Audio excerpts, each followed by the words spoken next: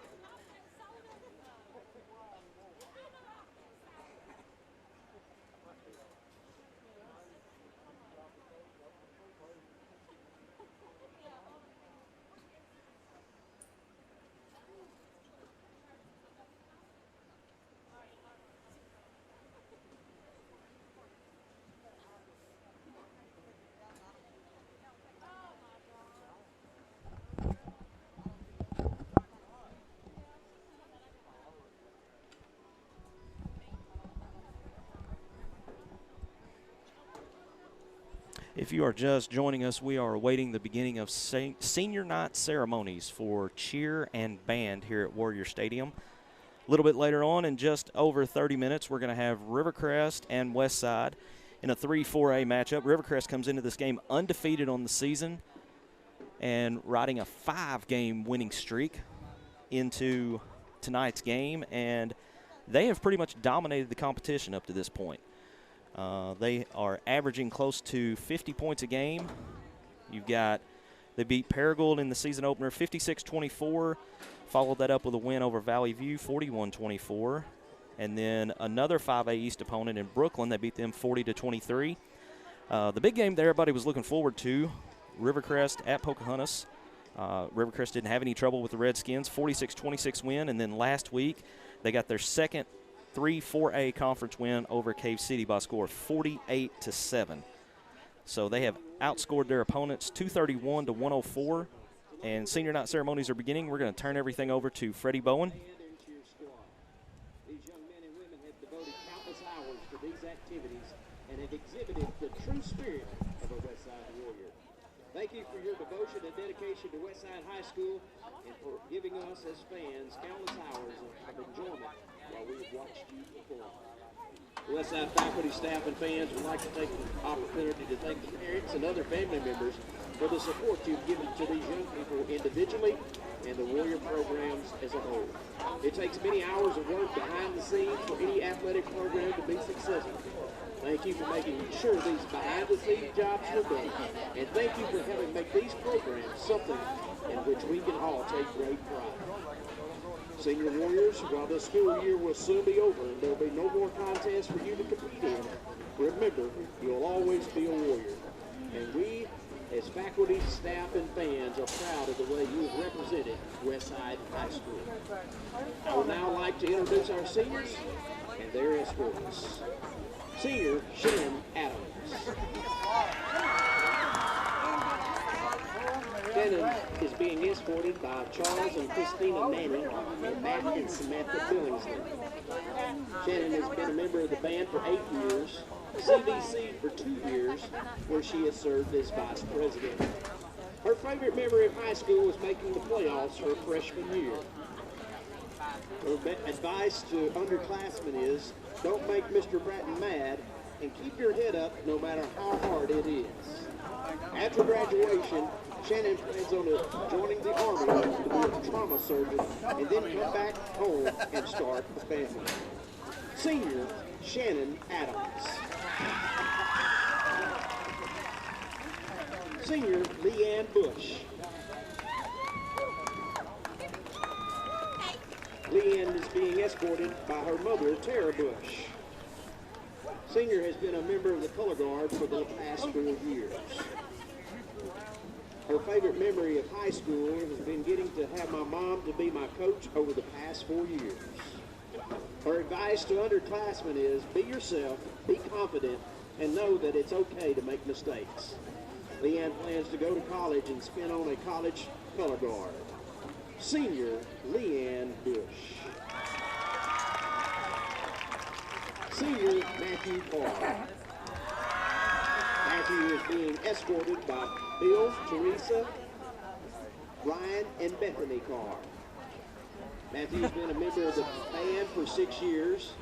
His favorite memory of high school has been hanging with the boys. His advice for underclassmen is, it doesn't matter how much you fail, but never give up. Keep moving forward. After graduation, he plans to go to basic training in July, and when he gets back, he wants to settle down and start a family. Senior, Matthew Carr. Senior, Dylan Davis. Dylan is being escorted by Albert Jones. He's been a member of the band for 8 years. His favorite high school memories when I read off the side of a truck and then said built by drivers for drivers. His advice to underclassmen is never give up. And after graduation, he's still thinking about what he plans to do. Senior, Dylan Davis.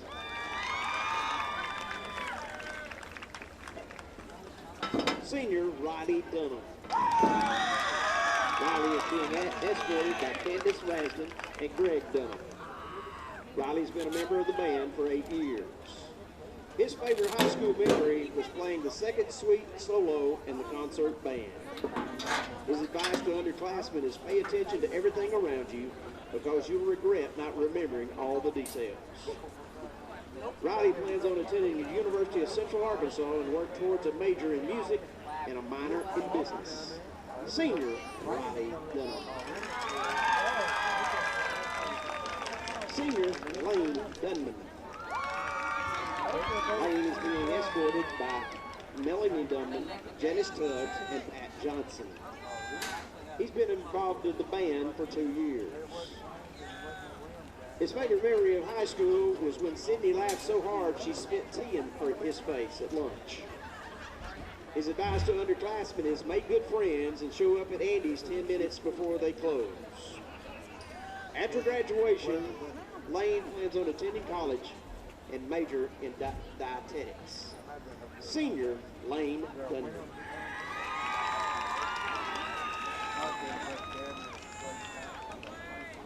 Senior, Journey Marriott. Journey is being escorted by Rachel Powell, Aaron Powell, Killen Powell, and Reagan Powell. Journey's been a member of the band for 8 years. Favorite memory of high school is getting roasted by her bandmates every day. Her advice to underclassmen is do your work. Participation is worth more than grades. Her plan after graduation is to attend the University of Central Arkansas and study linguistics and become a teacher. Senior, Journey Marriott.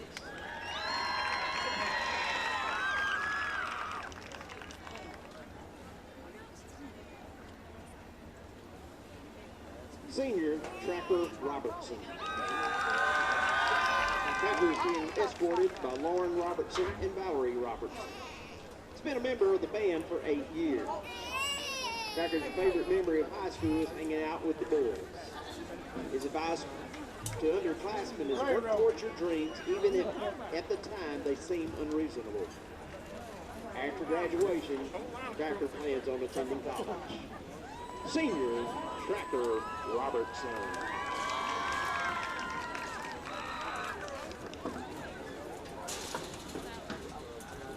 Senior, Julia Smith.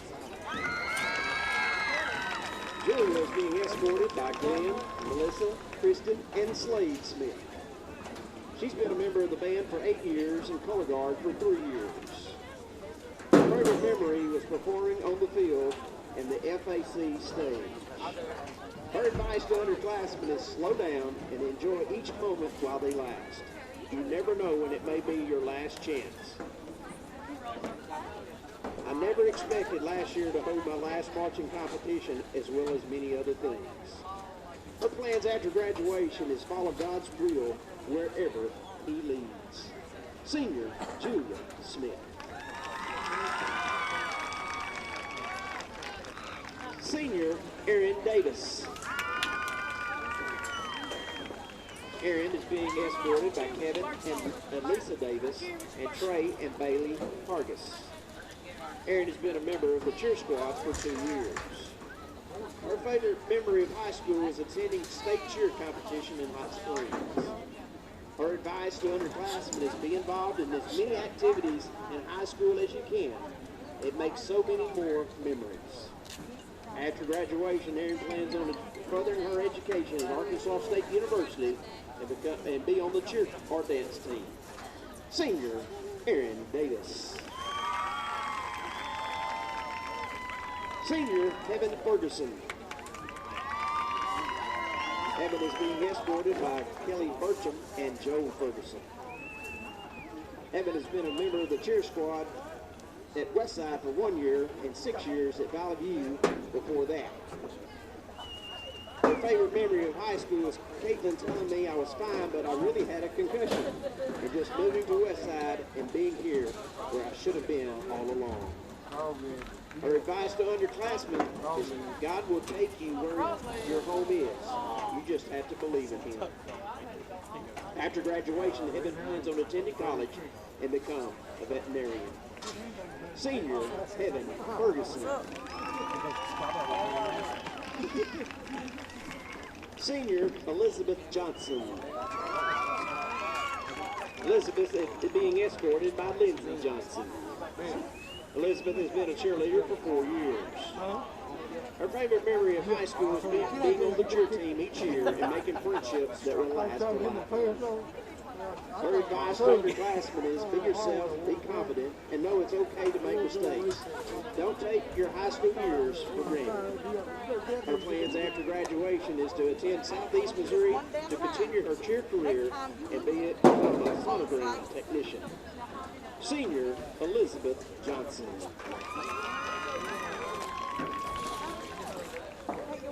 Senior, Ashton Rice. Ashton is being escorted by Nadia, Brian Sr., Gracie, and Brian Jr. Rice. She's been a member of the cheer squad for 5 years, 11 years total. Her favorite memory of high school is when she forgot the entire homecoming routine. Her advice to underclassmen is take your time, enjoy every moment, don't let a situation ruin your chance to make memories, and keep God number one in your heart. After graduation, she plans on attending college at Arkansas State University and cheer while earning her undergraduate degree and then go to dental school to become an orthodontist. Senior, Ashton Rice. Senior, Linda Roberts. Linda is being escorted by Bobby and Linda Roberts. Linda has been a member of the cheer squad for 6 years. Her favorite memory of high school was when Liz broke the microwave at the basketball state tournament. Her advice for underclassmen is, when life gets hard, don't give up. Linda plans on attending the University of Arkansas to study nursing after graduation. Senior, Linda Roberts.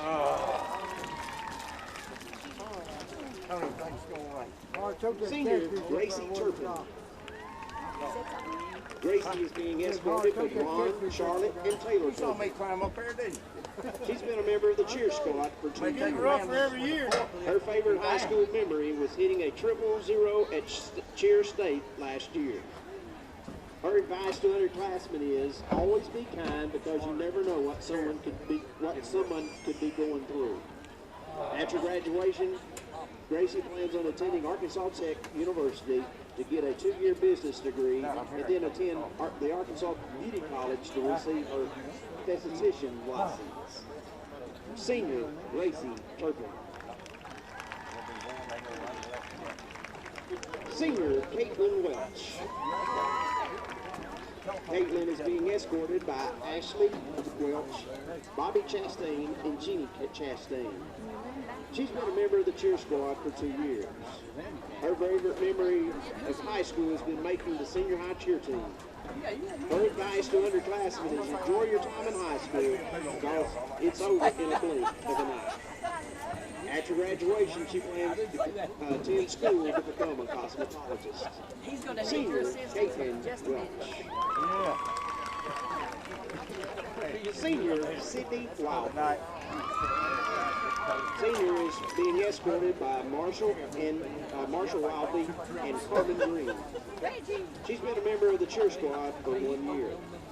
Her favorite memory was when Caitlin got hit in the face and said, "Your lashes still look good."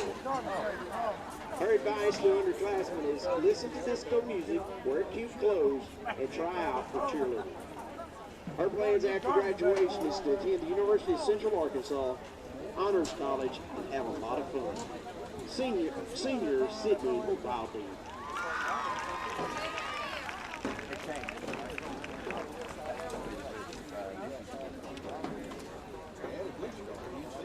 At this time, parents, you can now, and coaches, you may present your athletes with their gifts. Ladies and gentlemen, let's give our seniors another big round of applause for their participation in these activities over the years at Westside High School. Thank you, Warriors and family members, for your devotion to Westside High School and our athletic programs, and thank you, fans, for your attendance tonight. This concludes the senior night ceremony. Denver's Refrigeration is a proud supporter of the Westside Warriors. Just like the Westside School District strives for excellence by engaging learners, empowering minds, and educating all, Denver's Refrigeration strives for excellence by providing you with knowledgeable staff, quality workmanship, and speedy service. At Denver's Refrigeration, we believe it's a great time to be a Westside Warrior. Denver's Refrigeration, 3501 East Parker Road in Jonesboro.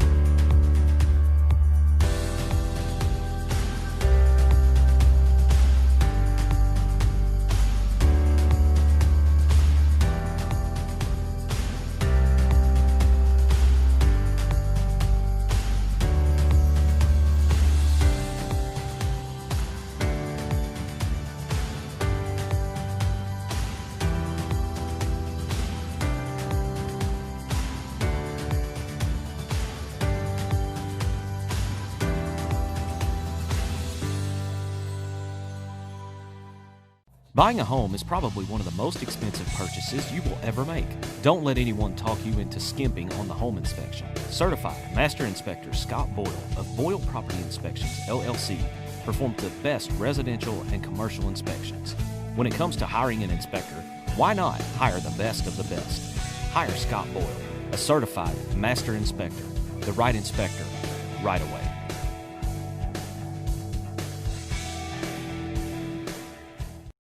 Home is a place we've seen a little too much of recently.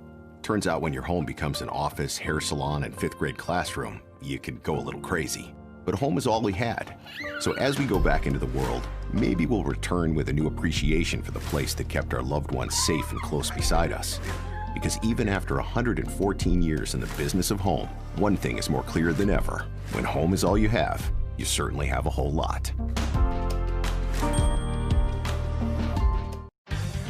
If you're looking for an honest, dependable, and trustworthy auto repair facility, consider Max Garage for your vehicles. Locally owned with over 20 years of experience, at Max Garage, we pride ourselves on being professional, reliable, and affordable. From routine maintenance to complex mechanical issues, Max Garage can do it all. Max Garage is a proud supporter of the Westside Warriors. Call Max Garage for your next auto repair.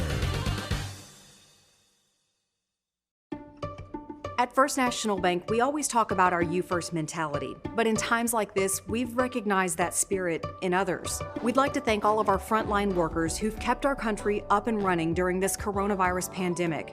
Medical professionals, grocery store workers, truck drivers, you name it, all putting their safety on the line. Thank you for putting us first.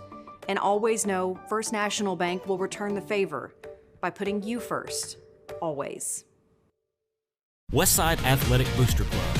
We're the team behind the team. Becoming a member of the Westside Athletic Booster Club is a rewarding and valuable contribution to the Warrior Nation, our school, and most importantly, our student athletes. The purpose of the club is to promote athletics at Westside High School in an atmosphere that is consistent with the educational philosophy of the school community. Check out our Facebook page for more information on how to become a member. Westside Athletic Booster Club. We're the team behind the team.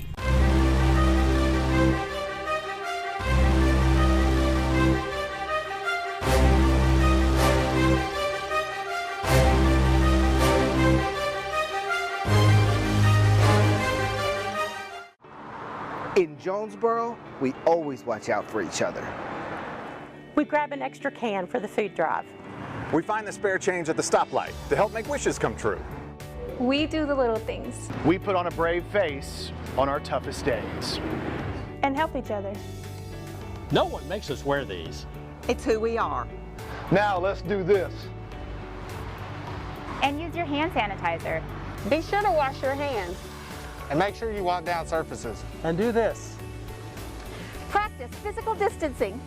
Because it's who we are. We've always protected each other and meant it. It's who we are. It's who I am. It's who I am. It's who I am. It's who I am. It's who I am. I mask up. I mask up. I mask up. I mean it. I mask up. I mean it. I mask up. I mean it. Homeward bound, I wish I was homeward bound. Home, where my thoughts escaping. Home, where my music's playing. Home, where my love lies waiting silently for me. Silently for me.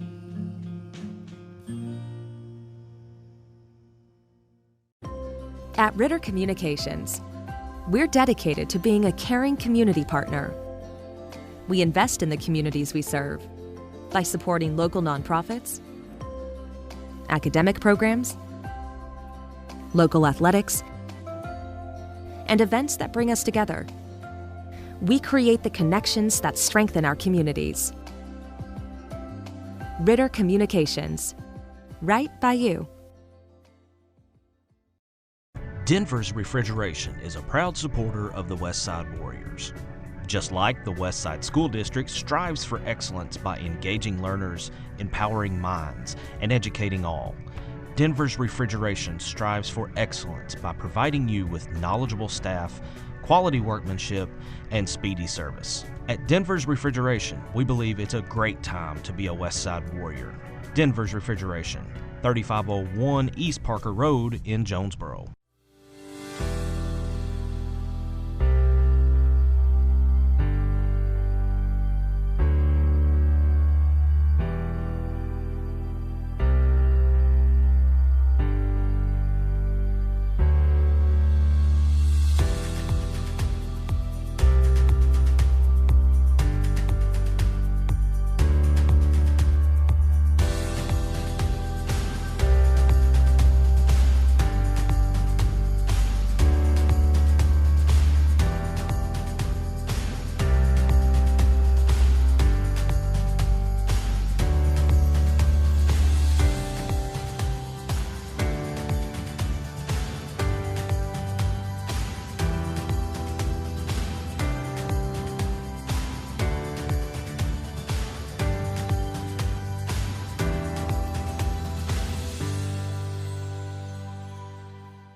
Buying a home is probably one of the most expensive purchases you will ever make. Don't let anyone talk you into skimping on the home inspection. Certified Master Inspector Scott Boyle of Boyle Property Inspections, LLC, performs the best residential and commercial inspections. When it comes to hiring an inspector, why not hire the best of the best? Hire Scott Boyle, a certified Master Inspector, the right inspector, right away.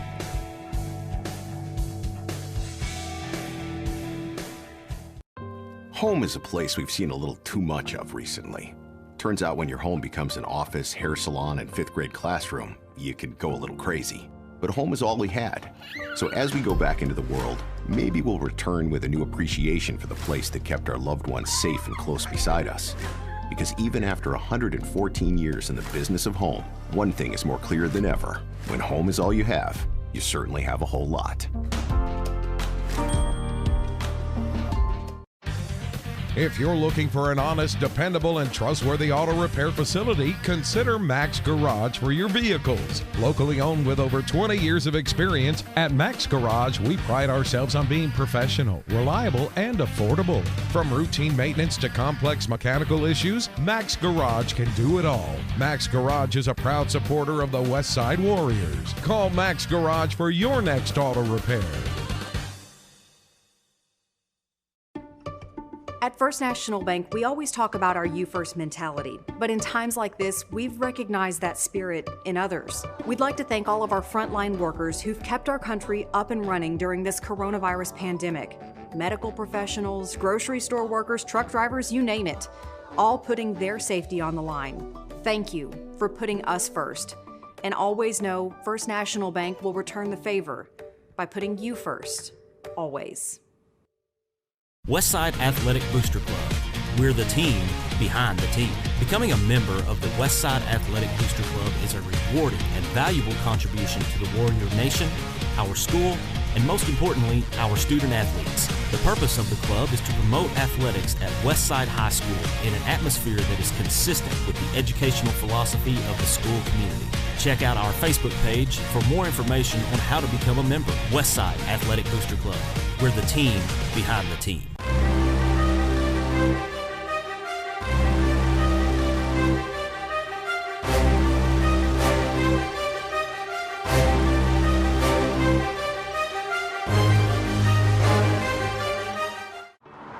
In Jonesboro, we always watch out for each other. We grab an extra can for the food drive. We find the spare change at the stoplight to help make wishes come true. We do the little things. We put on a brave face on our toughest days.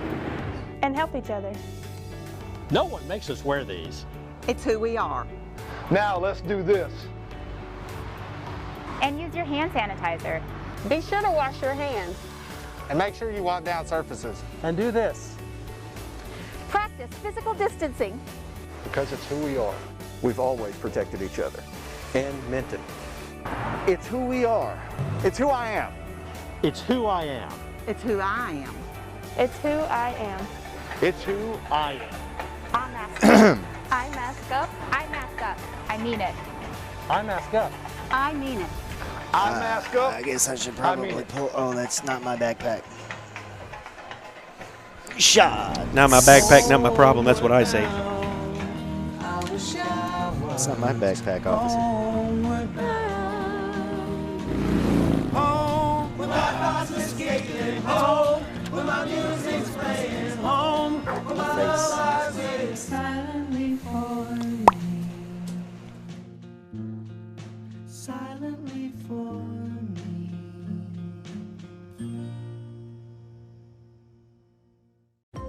At Ritter Communications, we're dedicated to being a caring community partner.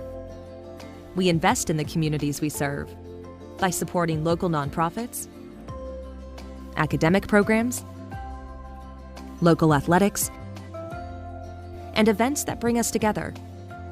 We create the connections that strengthen our communities. Ritter Communications, right by you. Denver's Refrigeration is a proud supporter of the Westside.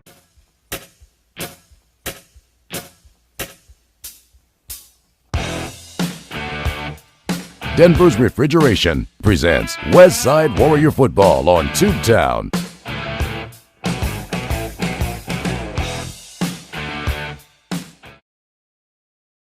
To be a Westside Warrior. Denver's Refrigeration. 35 A pleasant hello and welcome into tonight's football game here at Westside as the Westside Warriors and the Rivercrest Colts are set for a conference matchup here on a beautiful Friday evening. Andy Manus and Blake Gwynn getting you off to a rocky start here this evening, but ready to bring you 4 quarters of conference football. Blake, this is a game that the last 2 years a lot of people have had circled on the calendar just because of the implications it has in the conference standings. Westside has fought their way up to the top of the ranks the last couple of years, and they managed to beat the Colts the last couple of years. In fact, last year just dominated that game, and this year a little bit of a tougher task ahead of them as the Colts are coming into tonight's game with a record of 5-0. Boy, you want to talk about a tough matchup for them tonight. Like you said, think about Westside fighting their way to be in the discussion with Rivercrest and then getting the best of them the past couple of years. And, of course, like you said, dominating that game last year. But this is a different Rivercrest team coming your direction tonight. They are solid. Just looking across their numbers, it's ridiculous, some of the things that are on their stat sheets. So a tough test tonight for Westside. But, again, good game planning, staying on your core foundations and principles on offense. We'll see what they can do here. Well, and the style of game that the Rivercrest Colts play has been a recipe for disaster for the Westside Warriors so far this season. And you're going to get a look at senior quarterback Cam Turner this evening. He is one of those stat compilers that Blake just talked about. And looking at the schedule this year for the Rivercrest Colts, they've just absolutely demolished everybody that they've played this year. They're scoring twice as many points week in and out as their opponents are. And that's just the type of team they are. And you mentioned that kind of being what has been a big struggle for the Warriors this year has been that type of play. Particularly stopping speed in general has been a little bit difficult for them. But we'll see what they can do defensively. And going from there, listen, try to play your game. Try to stay grounded. Don't do too much. You just got to take it one possession at a time. But, again, Rivercrest has just been so good and really, quite frankly, pretty infallible so far this year. I saw Westside struggle with that speedy quarterback last week and quite the arm underneath the quarterback for Blytheville. They lost that game 50-21. And, again, we're going to see how they fare tonight against the Rivercrest Colts. Opening kickoff tonight taken right to the 31-yard line, and that's where we're going to get our first look at Cam Turner and this Rivercrest Colt offense. As you mentioned, big numbers by Cam Turner. Certainly fun to watch. He's a guy that you show up to the football field to watch. And what he throws, you mentioned similar to some things we saw with Hoxie. And that gave Westside trouble. But, again, stick to your defensive principles and see if you can contain him. Don't cheat. Stay at home and just try to avoid those big, large plays. And that's the key to the game tonight for the defense for Westside. 3 wide receiver set. They send one in motion, but somebody gets off to a little bit of a false start there. Looked like the slot man and the outside wide receiver got their cues mixed up there. And now your Westside, now you've got them going the wrong direction. This is where getting a big stop on this next down could really put them behind the 8 ball, and you've got to take advantage of the chances that they give you because they're going to beat you on a square field. Bunch wide receivers this time. They do send one in motion. There's the handoff. There's the reverse. Looking for Cam Turner down the field. He's wide open at the 45. Caught down the near sideline. He's off to the races inside the 15. And first play of the game on offense for the Rivercrest Colts winds up with 6 points on the board. That's just absolutely ridiculous. Just a ridiculous way to start the game and perfectly executed. So many times you see that play and it gets so far and then maybe the pass is not good or they juggle it in the backfield. That's just perfectly executed, pretty well hit him in stride, and what do you do? 73 yards. Missed the young man who threw the pass, but Cam Turner comes out of the quarterback position to head down the field and take that one to the house. 16 seconds off of the clock here in the first quarter. One play, 16 seconds. Extra point up and good. And just like that, 7-0. Rivercrest leading Westside. We're back with more Westside Warrior football presented by Denver's Refrigeration right after this. home is probably one of the most expensive purchases you will ever make. Don't let anyone talk you into skimping on the home inspection. Certified Master Inspector Scott Boyle of Boyle Property Inspections, LLC, performed the best residential and commercial inspections. When it comes to hiring an inspector, why not hire the best of the best? Hire Scott Boyle, a certified Master Inspector, the right inspector, right away.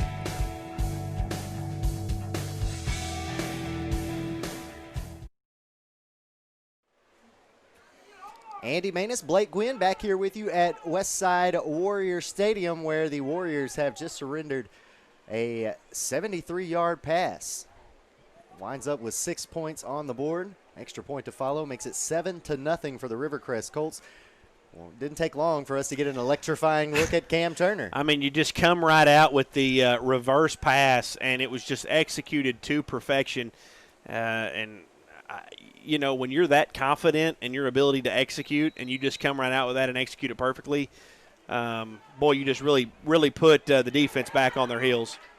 Kessler Engel has to turn around to pick up the kickoff. He's going to make his way to the outside numbers now. Far side of the field gets bumped out of bounds close to that 30-yard line. We'll see where they spot him. Looks like it'll be at about the 31. So we'll take a look at his brother River Engel in this Westside Warrior offense. Managed to hang with the Blytheville Chickasaws last week for 3 quarters, 21-14, I think it was, before Blytheville was able to just kind of blow that one open. Well, that was just a ridiculous performance that you saw on display there by their quarterback. That, again, not just a lot you can do, but, you know, if you're Westside, and we're marching this thing back quite a bit. Oh, well. So must have had a block in the back or a hold. Yeah, I didn't see any penalties.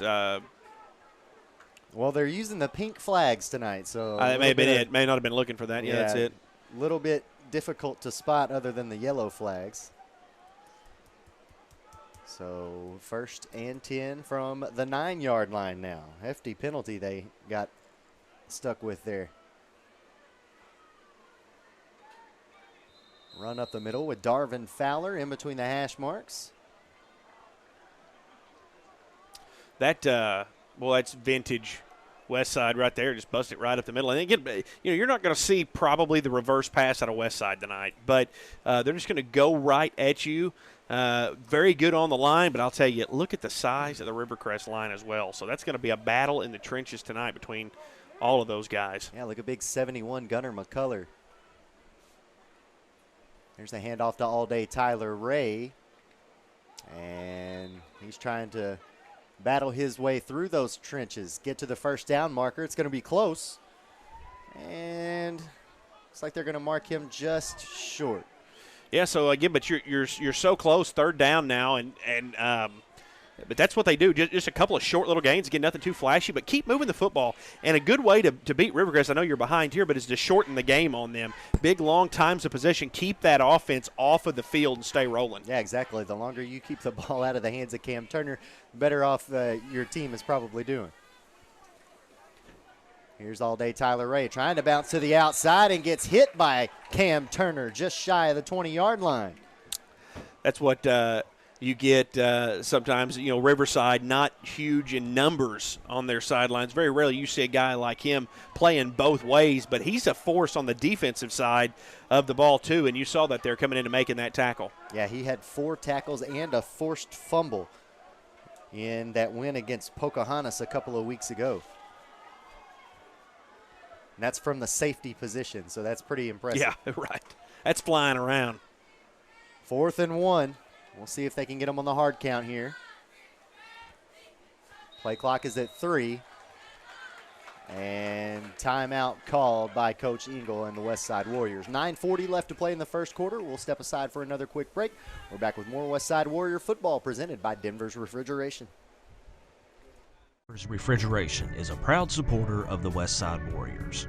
Just like the Westside School District strives for excellence by engaging learners, empowering minds, and educating all, Denver's Refrigeration strives for excellence by providing you with knowledgeable staff, quality workmanship, and speedy service. At Denver's Refrigeration, we believe it's a great time to be a Westside Warrior. Denver's Refrigeration, 3501 East Parker Road in Jonesboro. Coach Engel and the Warriors had to talk things over on 4th and 1, trying to get the Rivercrest Colts to jump off sides with the hard count. Couldn't get them to jump, so had to call a timeout and rethink things, and we'll see if they want to go for it here on their own 18-yard line with 9:40 left to play in the first. Big play here. You need to keep this possession, keep the ball out of Rivercrest's hands. See how they come at it. 10 guys stacked in the box here on 4th and 1. There's the snap. Engel on the keeper. And it looks like he's got more than enough. Yeah, he's got it easily. He'll pick up about 3 or 4 on 4th and 1. And that's a Boyle property inspection first down for the Westside Warriors. Ball now spotted at the 22-yard line. Nickel and diming series there to advance the chains. Really like what I saw again, just bread and butter. Try to win the battle up front, gain enough yards to be able to eventually get that first down, and they accomplish it.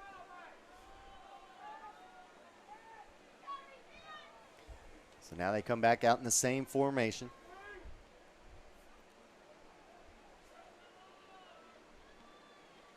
There's a handoff to Fowler. And Darvin Fowler going to pick up about 5-6 yards. That's all you need. That's how they started the first previous set of downs. They start this one the same way. You know, Darvin Fowler, tough to stop from that fullback position. He just gets any speed going, finds any room, he's going to pick up 4 to 5, and we've seen that already twice. He's got about 10 yards already tonight on 2 carries. Well, you talked about winning the battle up front. That's what they're going to have to do to continue to get those yards from Fowler also. Getting a lot of help from his offensive line. There's the handoff to all-day Tyler Ray. Boy, he hit that hole hard, and he crosses the 35, and he'll pick up enough yardage for another BPI first down. That was great by that offensive line. They opened up the exact right hole. That's where that hole was designed to be. Watch the replay here. Look at that hole. That's good steps right there. You got a little bit of a good break from one of the linebackers. He kind of crashed left. I'm not sure what he was doing, but you get that good hole opened up, and, man, right through it. And that's what they'll do to you. You know, you don't have to be the biggest guy out there to be able to open up a gap for somebody. Well, and it didn't just open up the hole for all-day Tyler Ray. It opened it up for Jared Garner. You saw him come out and lay a block. Yep. Play action, looking to throw, taking a shot downfield. Just had to get rid of it that time. Had a defender breathing down his neck. That was Brandon Brownlee, not fooled at all on the play action. He was all up in his grill there, and all he could do was throw it. He got it away, and Kessler Engel had some space, but just couldn't get enough on it falling backwards to get it to go. But that was well done defensively, and he was in the backfield before River had any chance to do anything with it. Yeah, he faked the handoff, and by the time he looked up to throw, there was Brownlee in his grill. It's not a good sight you want to see when you look back up. So now 2nd and 10 coming up after the incompletion. Crash in the line, bringing pressure. All-day Tyler Ray bouncing to the outside, dragging a couple of defenders with him across the 45-yard line, down to the 46, I believe they're going to spot it. That'll be right at the first down marker, but it'll be about half a yard short, actually. That's what we talked about coming in was Westside play their game offensively. You're not going to do the reverse pass thing, but march down the field, eat time, and this drive has been perfect so far for them. 3rd and 1 now from their own 46. Play clock under 10, under 7:30 to play in the first quarter. There's a handoff. All day taking it up the middle, and he's going to make his way down to the 50-yard line. He's got enough for another BPI first down. That was a great run, great carry by Tyler Ray. That looked, take a look at a replay here, but looks like he's done. I mean, at one point it's like, where'd he go? And then there he comes right there. Somebody had him by the ankles, and he just popped loose and got a few extra yards. And that's what they do, just get those extra yards. That's another quick first down. Our clock's running here, and they are eating some time. I love seeing that out of this offense. It's what they're going to have to do, protect that defense a little bit. Under 7 minutes now here in the quarter. There's the hand. Nope, the fake. Toss out to the flats, incomplete. And they did throw the pass forward, so. It looked like River was trying to check down there to Tyler Ray, and Ray had already gone past really where he was at, and so he threw it right behind him. Good decision not to make the pass. It was not there. You know, a lot of times those pre-designed pass plays, especially in high school, the quarterback will just throw the football because that's where they're supposed to throw it. But he did check down. Just Tyler Ray was not where he thought he was going to be. So now 2nd and 10 coming up. Seen him go play action twice now on 1st and 10 here. Here's Darvin Fowler right back up the middle. He'll make his way down to the 45-yard line on the far side. And it'll be 3rd and about 4 coming up. It's what you want to be. You want to be 3rd and manageable, 4th and manageable even. You know, Westside feels comfortable in a 4th and 1 situation. Moving the ball well against a tough Rivercrest front. I like it. I like what I'm seeing so far.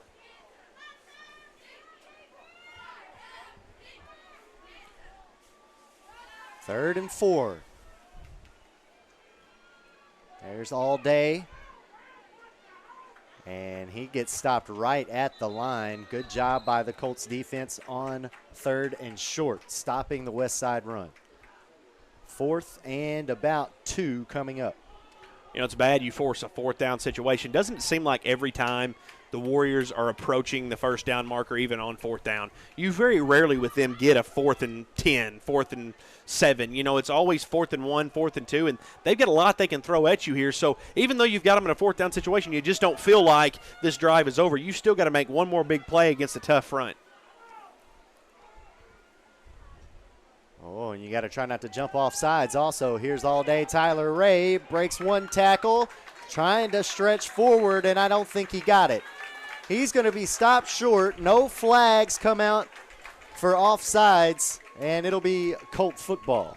Seemed like there should have been a flag one way or another there, but nonetheless, that's going to be a turnover on downs, a very rare short situation that Westside does not accomplish their goal. Very rarely do you see them get tackled at the line of scrimmage or for a loss on run plays, and that one just so happens there. That's a good stand by Rivercrest defense. But now, hey, this is where Westside's defense has got to pick their O up here. You got to find a way to stop these guys. You're going to compete in this conference. You got to find a way to stop athletes like this. Turner alone in the backfield. Sends a man in motion. There's the handoff, the hesitation. And a 12-yard pickup by Clay Burks. I see that just can't happen there. It's like everything came to a complete stop. It was like everybody was just looking at one another. Watch this when he gets through the line. It's like the play stops, and then there's just nobody there. That's way too big of a gain on a run up the gut like that. You're too good defensively to give up plays like that on runs up the middle. If they beat you with speed on the corner, you can kind of give them that, but they cannot take the gut. The gut is where you're at. Up the middle is Westside's territory. They can't have that tonight.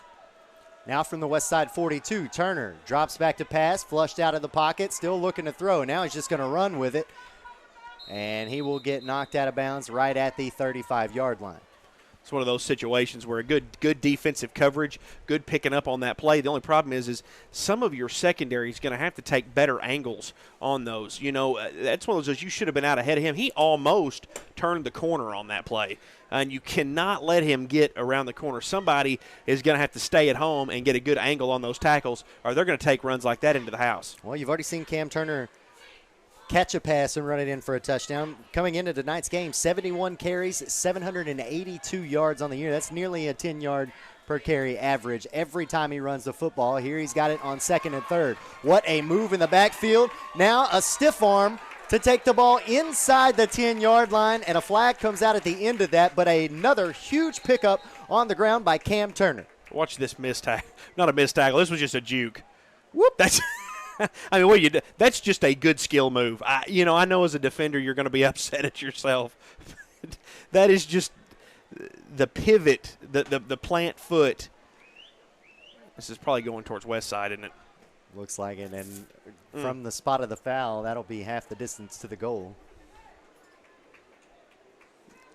The flag is spotted at the 7-yard line, so that'll take it inside the 5. 1st and goal now for the Rivercrest Colts with 4:44 left to play in the first quarter. Tough assignment here for the Westside D. This is a tough assignment.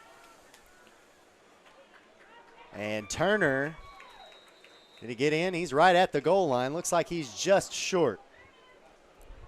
That's a good stop there to keep him out of the end zone. That looked like that was headed right in for 6, but somebody came in and made a good stop there at the tail end of that play to stop. Make them work for it. Don't give them anything easy. But you're talking about a different caliber of athlete right there. That's just that he planted the foot and just when somebody stops on a dime like that and then picks up with the exact same velocity they had before. And then finishes the run with a stiff arm. Yeah. I mean, he's power, speed. Taking time getting this play in. 17 seconds left on the play clock.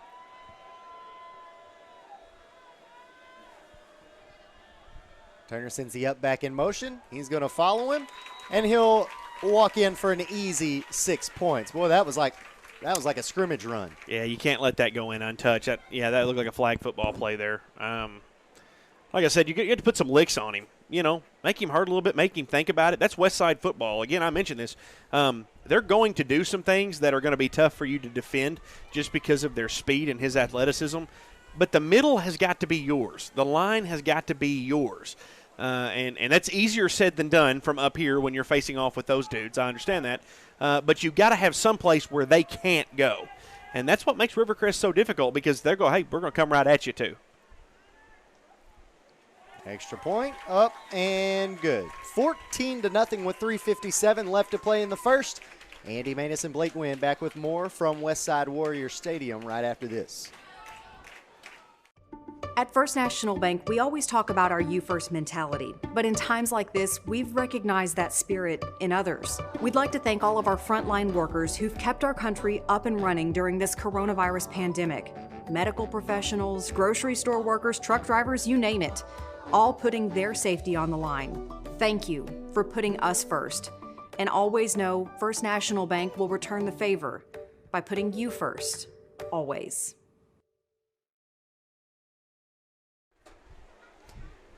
Back here at Warrior Stadium, Andy Maness and Blake Wynn here with you. It's now 14-0 after a 5-play, 58-yard drive by the Rivercrest Colts to make it 14-0. It was Cam Turner scoring on a 1-yard touchdown rush, his second touchdown of the evening. One on the ground, one taking in a reception for his first receiving touchdown of the year. Might be his first catch of the year. Wouldn't it be fun to be able to play football the way Cam Turner does? I was thinking that. I was like, isn't that fun to be that dominant? Well, he's like a creative player on Madden at this point. He's like all 99s just all the way across. Kickoff muff taken inside the 20-yard line. Here's Engel off to the races now. Nobody in front of him. He may score. Inside the 20, inside the 10. Couldn't get in the end zone. Lost the football. They're going to say he was down at the 2. But how about the return that time by Kessler Engel? Oh, that's just tremendous. That is exactly what you wanted. Pick up, morale booster, Kessler Engel. Ground did, in fact, cause the fumble there. So I like him stretching out like that, though, because, at this point, get your score, and let's turn right around and see if we can get an onside kick coming back the other way. But I'm telling you, that is exactly what the doctor ordered for Westside. About as short of a field as you could ask for your offense to come out here on 1st and goal now from the 3.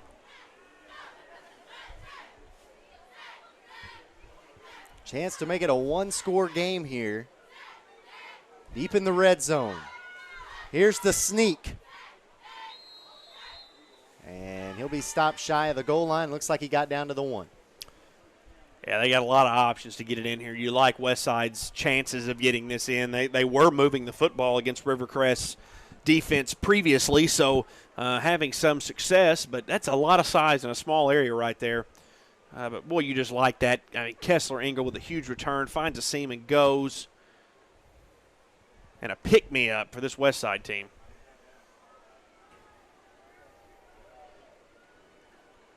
Fowler, Garner, and Ray, the backs in the backfield.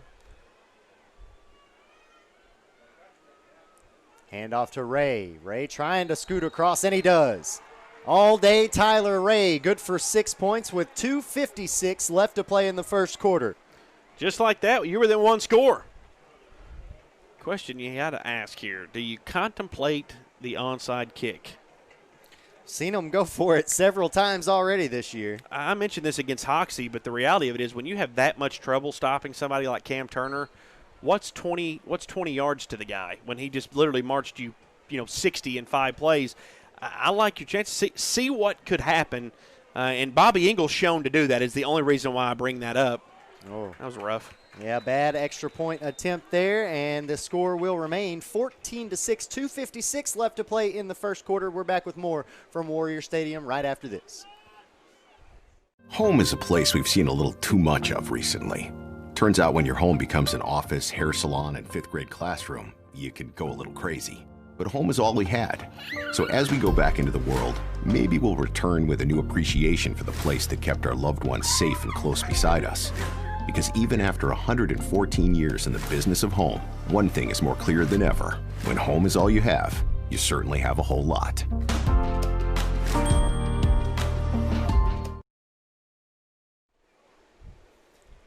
.256 to play in the first quarter. 14-6 is now the score after Westside punches it in from 2 yards out, courtesy of all-day Tyler Ray. Couldn't get the extra point to follow, and again, it is 14-6. Andy Manus and Blake Gwynn here with you tonight. Reminder, tonight's game sponsored in part by First National Bank, Max Garage, Boyle Property Inspection, and Kevin Kirchhoff of Coldwell Banker. And now, Blake, we'll see if Westside does indeed attempt an onside kick here. Not a lot deep, really, for the Colts. It'd be an aggressive play here early, but one we've seen Bobby Ingle do before, and there it was. It went the 10 yards. But Rivercrest is going to fall on top of it. That was unbelievable effort by one of the special teamers there for Westside. Managed to get a hand on it right as it went the 10. Just out of his reach. I mean, I guess it didn't quite go the 10. They threw the flag out, it looks like. Okay, so they're going to say, because he did get a hand on it, it looked like. So, yeah, that will be the penalty there. And that's the risk you take. There's such a fine line right there that you walk, and you've got to get it right at the 10 because they're just sitting there waiting on you. But listen, I still don't think I like that. I like trying to do that and trying to get a 2-for-1. 4 wide receivers set and a tailback in the backfield here for Cam Turner. He'll send a man in motion. Now he's got 3 stacked up on the right side. It's Keyshawn Scott lined up in the slot there. He's going to go to Scott. Bubble screen, and he dropped it. Got ready to run with it before he was able to secure the football. See that a lot. You get it, you're thinking about your athletic move you're about to make, and then, whoops. Good break there for Westside, though.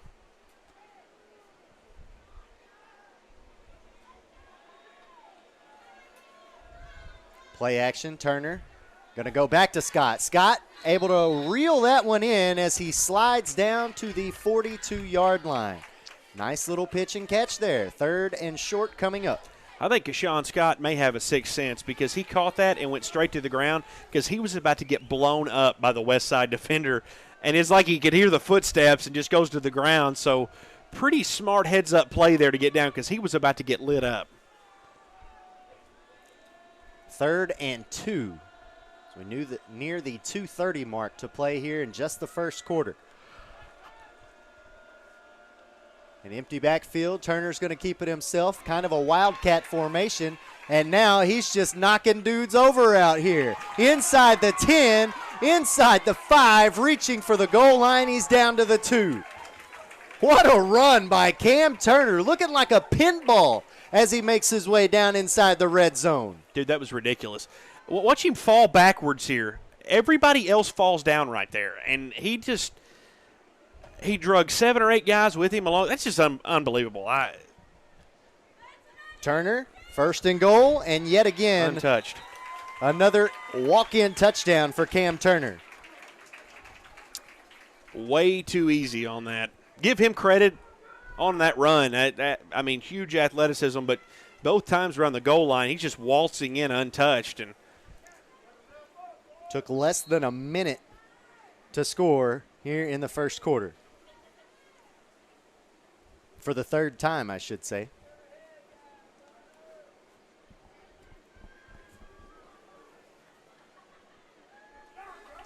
And that extra point up and good. 21-6 is the score. Again, 2:09 to play in the first quarter. We're back with more from Warrior Stadium right after this.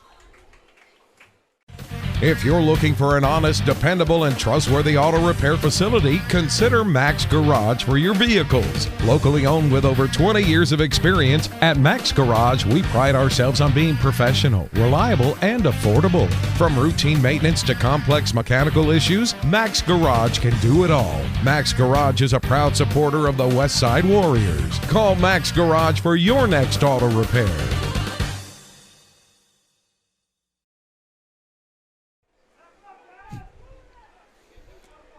Andy Maness and Blake Gwynn back here with you at Warrior Stadium. 2:09 to play in the first quarter. 21-6 is now the score. It's another 2-yard touchdown rush from Cam Turner, set up by pretty close to a 40-yard rush by Cam Turner to make it 21-6. They did get the extra point, and it took less than a minute off of the clock here in the first quarter. Only 4 plays on that drive. This kickoff muffed and taken right at the sideline, and they're going to say he stepped out of bounds. Have you seen anybody kick a line drive like that? That thing is going 100 miles an hour. That's why they've dropped it twice. Yeah, that time they did not get the luck that they had with the previous return where Kessler Engel was able to take it down to the 3-yard line. Yeah, that would have been nice.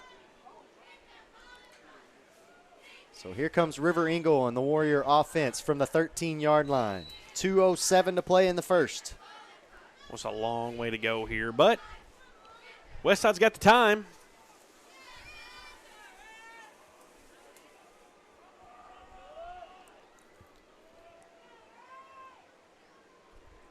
Bringing pressure up the middle. Here's all day Tyler Ray. No, beg your pardon. That's going to be Jared Garner on the carry.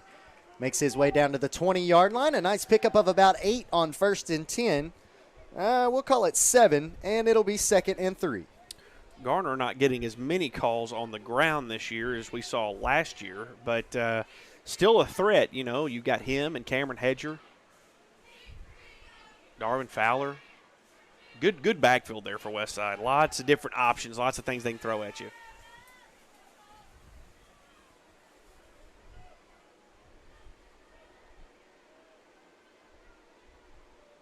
Fowler going to jump over the pile here. And he only picked up about a yard. Would have worked if it was 2nd and 1, but it was 2nd and 3. Yep, that leaving your feet's not quite what you're looking for. You've got 4 yards to go, but I guess if you were 8 feet tall, that would work. 3rd and 1 now, coming up under a minute to play.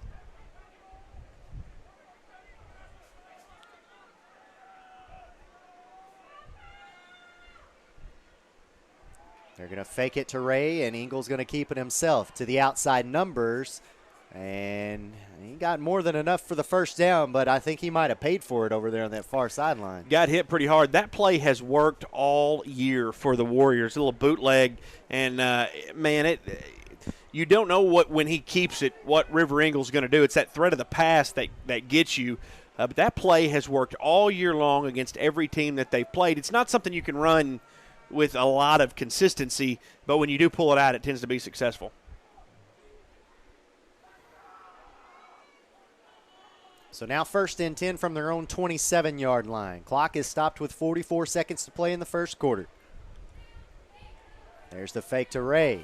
Another bootleg. Is he going to throw it? Takes a shot downfield, looking for Garner, and right through Garner's hands. That was a dime. It was not caught. But that was a tremendous pass on the run. Watch where he puts this on the run off the wrong foot.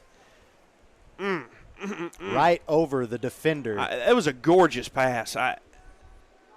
On the run, not set, on the run, and he drops a dime like that. That's a tough catch over there for Garner. Kind of got the defender up over his head, and he's headed towards the sideline. There's a lot going on. So it's one of those where you're kind of almost anticipating catching it off the defender's deflection, but the defender never got a hand on it. You're right, and like you said, it almost caught him off guard. Yeah, you catch it a lot cleaner than you expect to, and it just kind of throws you off. Here's the fake to Garner on the right.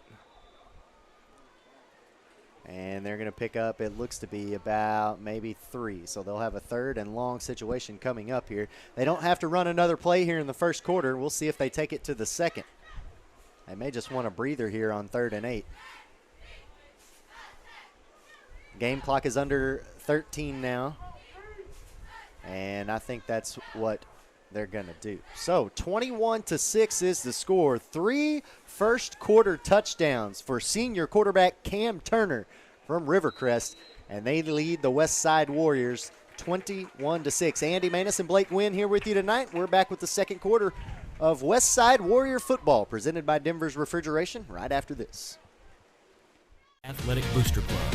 We're the team behind the team. Becoming a member of the Westside Athletic Booster Club is a rewarding and valuable contribution to the Warrior Nation, our school, and most importantly, our student athletes. The purpose of the club is to promote athletics at Westside High School in an atmosphere that is consistent with the educational philosophy of the school community. Check out our Facebook page for more information on how to become a member. Westside Athletic Booster Club. We're the team behind the team. Andy Maness and Blake Gwynn back here with you, ready to start the second quarter between Westside and Rivercrest. 21-6 is the score. The Colts lead the Warriors. And if you're just joining us, it's been the Cam Turner show through the first 12 minutes. Yeah, that's about all you can say, really. Westside, of course, let's talk about Kessler Ingalls. Kickoff return all the way down, not for the touchdown, but close. Kept them in this game, but you're going to have to find some way to find Cam Turner, and I just don't know the answer to what that is. I'm not really a smart football mind, period, really. Many would agree with that logic probably, but certainly not smart enough to figure out a way to stop him. That would be for the elite levels of football, and he's just a one-man wrecking machine. Yeah, the only thing we haven't seen him do is throw for a touchdown. And we're just now starting the second quarter. Yeah, right, so, right. There's time. The night is young. Still a lot of time to play here tonight. Westside is coming out to start the second quarter, 3rd and 8 on their own 30-yard line. Rivercrest is creeping in. They're going to give it to all-day Tyler Ray. He's hit. He's spun down to the 35-yard line. He's going to be about 2 yards shy of the first down marker. It'll be 4th and 2. Well, you get yourself at least into a shorter situation. That's kind of what you were looking for, 4th and short. See what kind of look they want to give. Well, we know, first of all, they're going to try to draw them off sides. Correct. That is always step one, and really any formation for Westside. 10 guys stacked in the box here. All day taking it, and he is hit in the backfield, brought down at the 30-yard line. Great open field tackle by Brandon Brownlee. Second time we've seen him blow one up in the backfield. Ray trying to get the corner. That's just the speed of this Colts defense. The corner just hard to get off these guys. The block was there. Looked like that was like you said, they had the box kind of stacked, so they try to hit the corner, but the blocker got there, but the rest of the defense just caught up too fast. And what's tough, now you give Rivercrest great field position.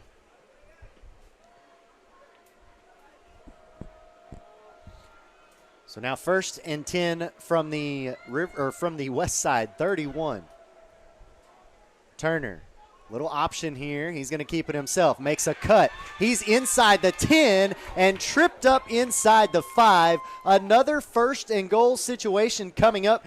Cam Turner this time taking it about 25 yards, nearly for the score. Oh, this guy's just unbelievable. Watch, he threatens the pitch. I love the threat, kind of a triple threat position with the football, and a nice little shoestring tackle there to keep him out of the end zone. But what do you do? What do you do when you got a guy threatening the option in the pitch? You kind of got to stay at home, but you really want to get as many bodies around him as you can, and you just have no option. I mean, He's got options you don't. That's the option refers to the offense on that play, not to the defense. Here's a sweep option. Turner. Did he get across the goal line? No. Stopped in the right at the line of scrimmage, I should say, and they're going to say he's down. They're going to mark him down at the 2. Would have been a good time for Turner to give it there because all the attention was on him. And a give there probably scores. Second and short from the 1. And Turner with another walk-in touchdown. His third touchdown from inside the 2-yard line here tonight. Well, you see why this guy has beat up so many teams this year already. We mentioned, we've referenced Hoxie, Dalen Powell, and what he did here on this field. And, man, I'm going to tell you, Cam Turner, he's breaking that pace right now. Wow. Yeah, 4 touchdowns, and we're 2 minutes into the second quarter. Makes it look easy. And this Westside defense, no slouch. I mean, it's not like they've played poorly on defense this year, but this guy,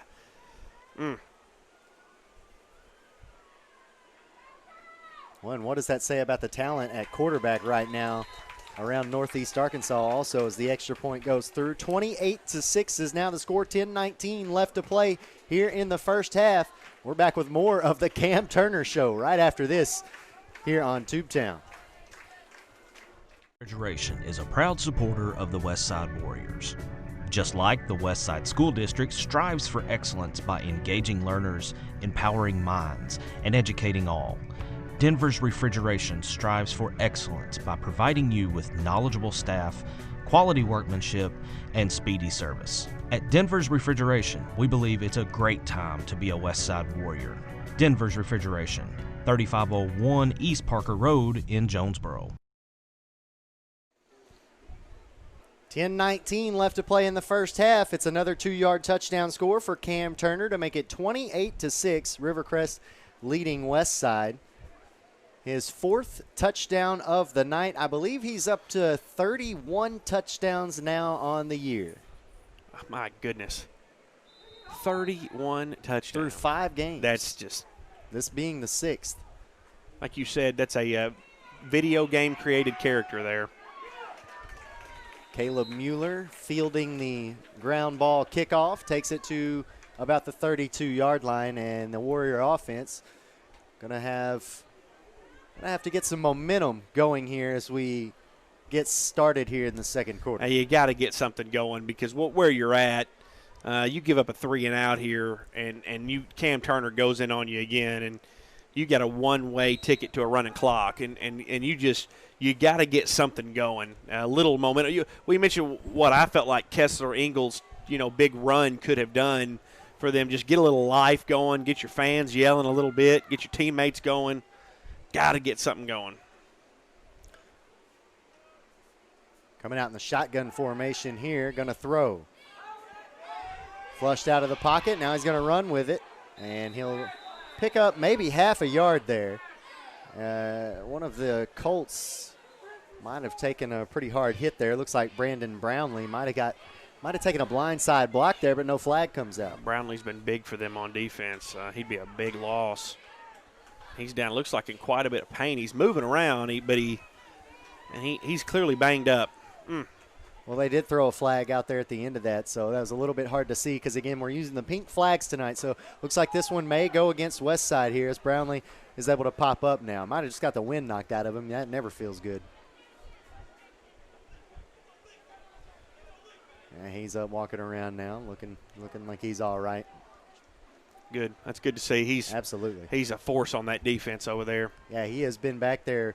Already broken up a couple of big plays here for Rivercrest on defense.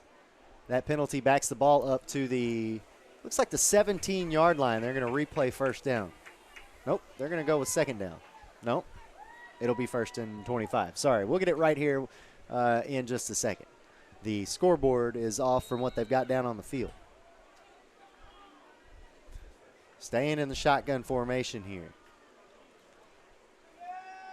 Bubble screen out to Kessler Ingle. Oh, he got knocked down just shy of the 20-yard line, able to pick up maybe a yard and a half there on the bubble screen. Just tough, that defense of the Colts, just so fast, crashing over to that side of the ball. Bobby Engel trying to mix things up. I like the mix-up here, but Colts just so fast, even with Brownlee out.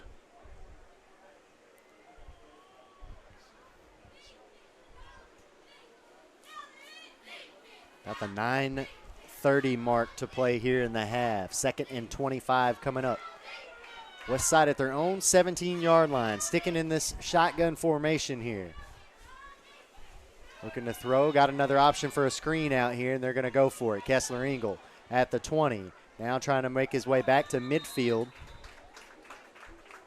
He'll pick up about 4 yards there. It'll be 3rd and real long to go. That's the problem when you get behind the chains like that on these guys, is trying to find a way to be creative enough to get that yardage.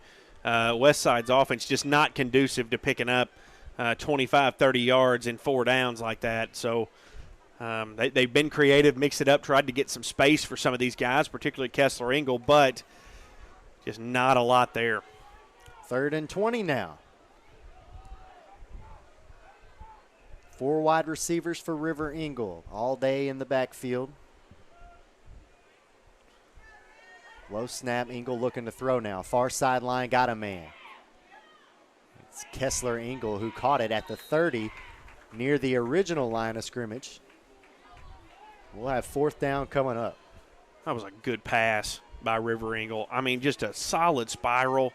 Great passer. We don't get to see that a lot, but, I mean, he really is a good passer, and that just hit him right in the chest.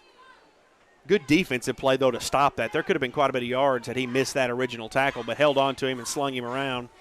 Well, it's now 4th and 12, and Jonah Rayburn is on to punt for the first time tonight. Inside of 8 minutes to play here in the half.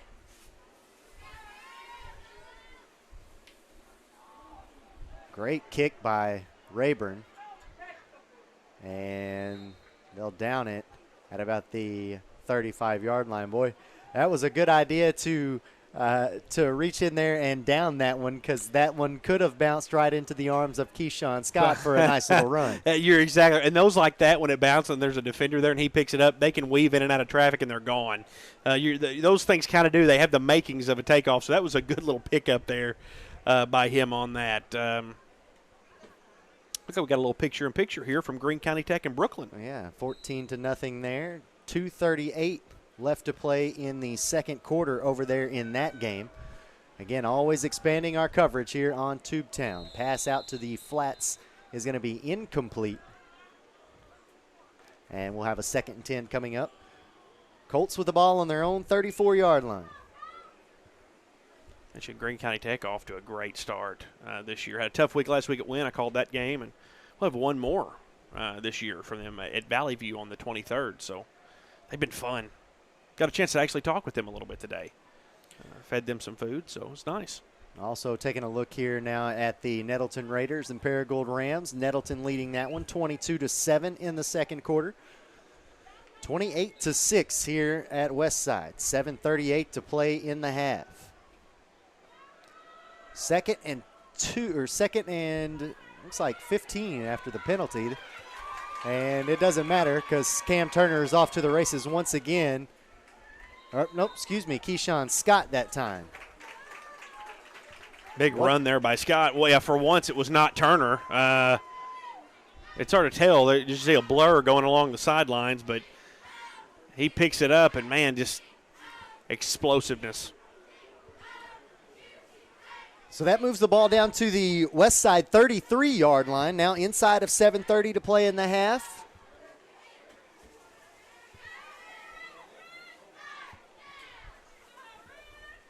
Three wide receivers. Trey Jones, the back in the backfield. Jones is going to, option play. Turner going to fire downfield. Wide open receiver inside the 5-yard line. It's Elijah Nichols to reel in a 33-yard pass from Cam Turner. 7:20 left to play in the half, and it's 6 more points on the board here for the Rivercrest Colts. They now lead this one 34-6. And how wide open was he? That was well executed, kind of on the fake read, but Man, where was the defender on that? There was nobody within 10 yards of him. We haven't played 19 minutes of football tonight, and we have seen Cam Turner now score 5 touchdowns. He has ran for 4. He has ran for 3, caught 1, and passed for 1 now. To put those things, I mean, Cam Turner, obviously a good passer, but I would say River Ingle is probably the better passer of the two. But when a guy is wide open like that, piece of cake. 35-6 after the extra point. Rivercrest running away with this one here in the first half. We're back with more right after this on Tubetown. Homeward bound, I wish I was homeward bound. Home, where my thoughts are skating. Home, where my music's playing. Home, where my love lies waiting silently for me. Silently for me.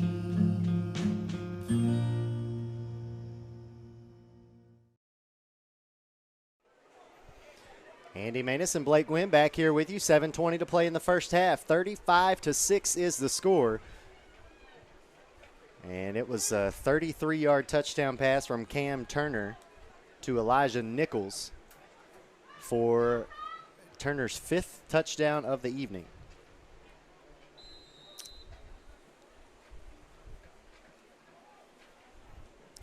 Kickoff taken at the 20-yard line.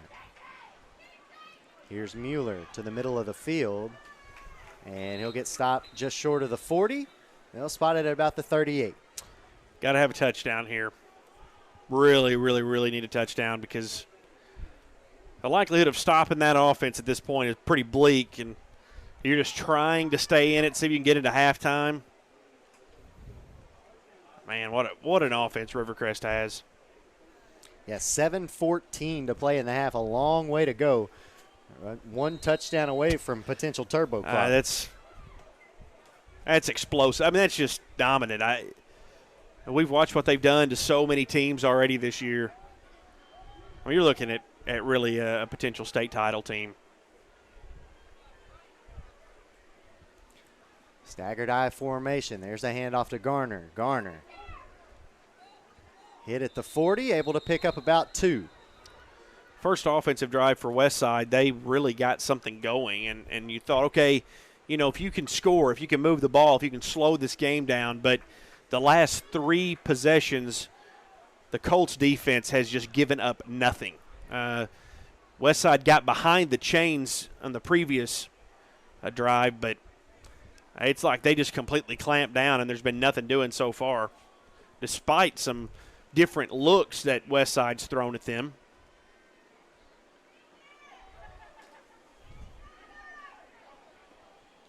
Two wide receivers, 2 tailbacks behind River Ingle. Lost the football and gets taken down immediately. They're going to say he was down as soon as he picked it up, though, right at the 40. 3rd and 8 coming up. Well, just not a lot going your way right now for the Warriors. Westside been so much fun to watch this year. But, man, they've run into a different opponent tonight, buddy. They have, and it's like the difficulty just kept getting harder for them between now and then, between Dalen Powell and then last week in Blytheville, and now here this week with Cam Turner. Is 3rd and 8. Ingle's going to roll out. He'll step up and just bounce out of bounds at about the 44-yard line that time. 4th down coming up. Stops the clock with 5:37 to play in the half. Go sit on the punt team here. This is what it looks like. Look, we got Jonesboro and Pine Bluff there over on Suncom. Jonesboro with a lead. 21-12. 6:53 to play in the second quarter over there. 4th and 5 back here at Westside. 35-6. Rayburn takes the snap. Another nice punt. And it'll take a good roll out of bounds close to the 30-yard line. going to be to a point here in a minute to where we're going to run out of ways of calling touchdowns for the Colts, and this is tough. I mean, you go out, and these guys have proven to really just be unstoppable. I mean, it's like – and we saw this against Hoxie. You mentioned it got to a point like that against Blytheville. I didn't personally see that game, but ended up being a similar circumstance there to where defensively you just could not stop them. Cam Turner one more time here with 5:37 to play in the half. Handoff on the jet sweep. And what a hit on the defender by Clay Burks. My goodness. Wow. Take a look at the replay here as Burks takes the handoff, finds the corner. Hello. I'm going to tell you, I'm going to give a lot of credit to Montana Neely for getting up after that. I'm just – and he – let me tell you something. That's what he was trying to do. He could have cut back upfield, but he just bowled a dude over. That was Turner sacked in the backfield here on 1st and 10. It'll be 2nd and about 13 coming up. One of the few bright spots, might be one of the only bright spots that Westside has had on the night. I'll tell you, again, I'm going to give a lot of credit to him there for staying at home. That dude had a lot of speed built up on that play. Like you said, a good, probably the best defensive play of the night there, though, stopping them behind the line.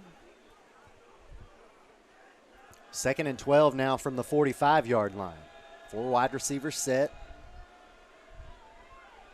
Toss out to Nichols. Nichols following his blocker. Lowers his shoulder. He's down inside the 20. He's down inside the 5, and he's in the end zone for the second time tonight. Elijah Nichols hooking up with Cam Turner, 45 yards this time for the score. What a night for Nichols, the beneficiary. Gets a great block, and off to the house he goes. Have a night. On average, Rivercrest only needs about 3 plays to find the end zone. Yeah, so far tonight. That's where you're at. And it just looks easy.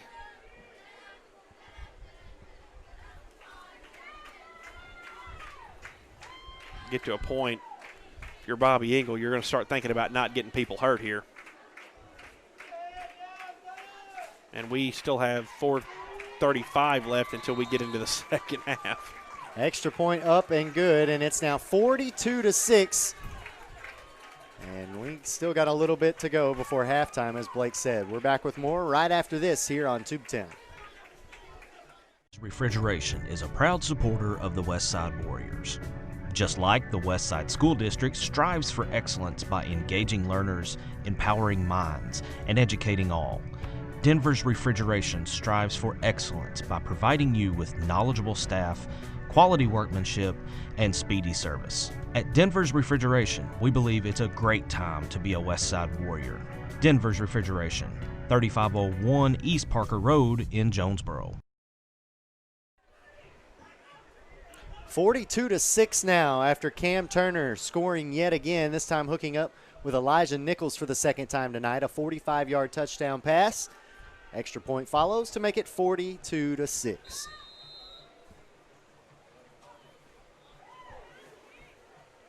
Kickoff taken inside the 5-yard line. Here's Kessler Engel up the middle. Corralled at the 30 and brought down at about the 33. Mentioned before, it's just we've been at this place before in some games that we've called here on Tubetown, but not quite this early. Yeah, usually we're pretty close to the close to getting to the end of the third quarter or into the fourth, and Westside's done that to a few teams as well.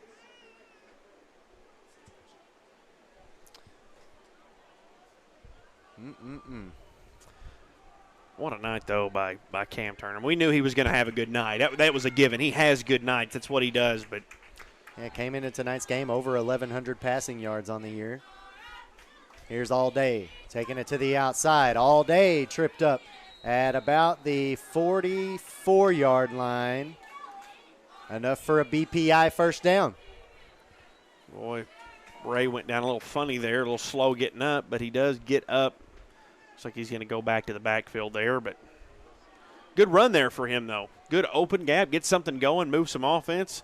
All you can do is try to put it in the end zone. That's one score at a time. You can't really look and say, all right, we got to make up this many points, because you can't score that many points on a single play. You just got to do what you can do here at this point.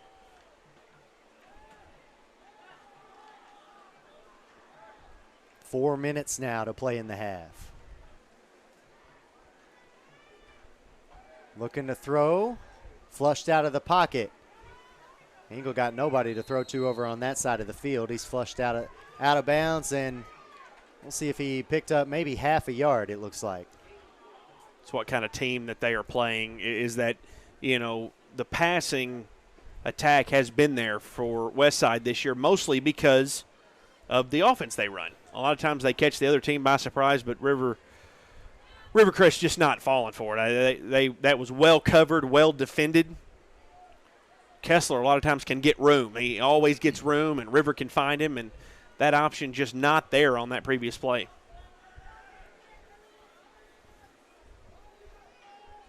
Bringing a lot of pressure up the middle here all day, hopping the herd at the line of scrimmage, able to make his way down to the far side 45, close to another BPI first down, and I think he's got it. Pick up a first down, move the chains there. Decent little offensive series going there for Westside. Trying to score before halftime and keep it from being a turbo clock situation. They do get the ball first coming out in the third quarter. I'm saying you can put one in, burn out the rest of this quarter, get a little break, get a little breather, get yourself back, reset, see what you can do with the football coming back out. Again, the Colts are showing pressure.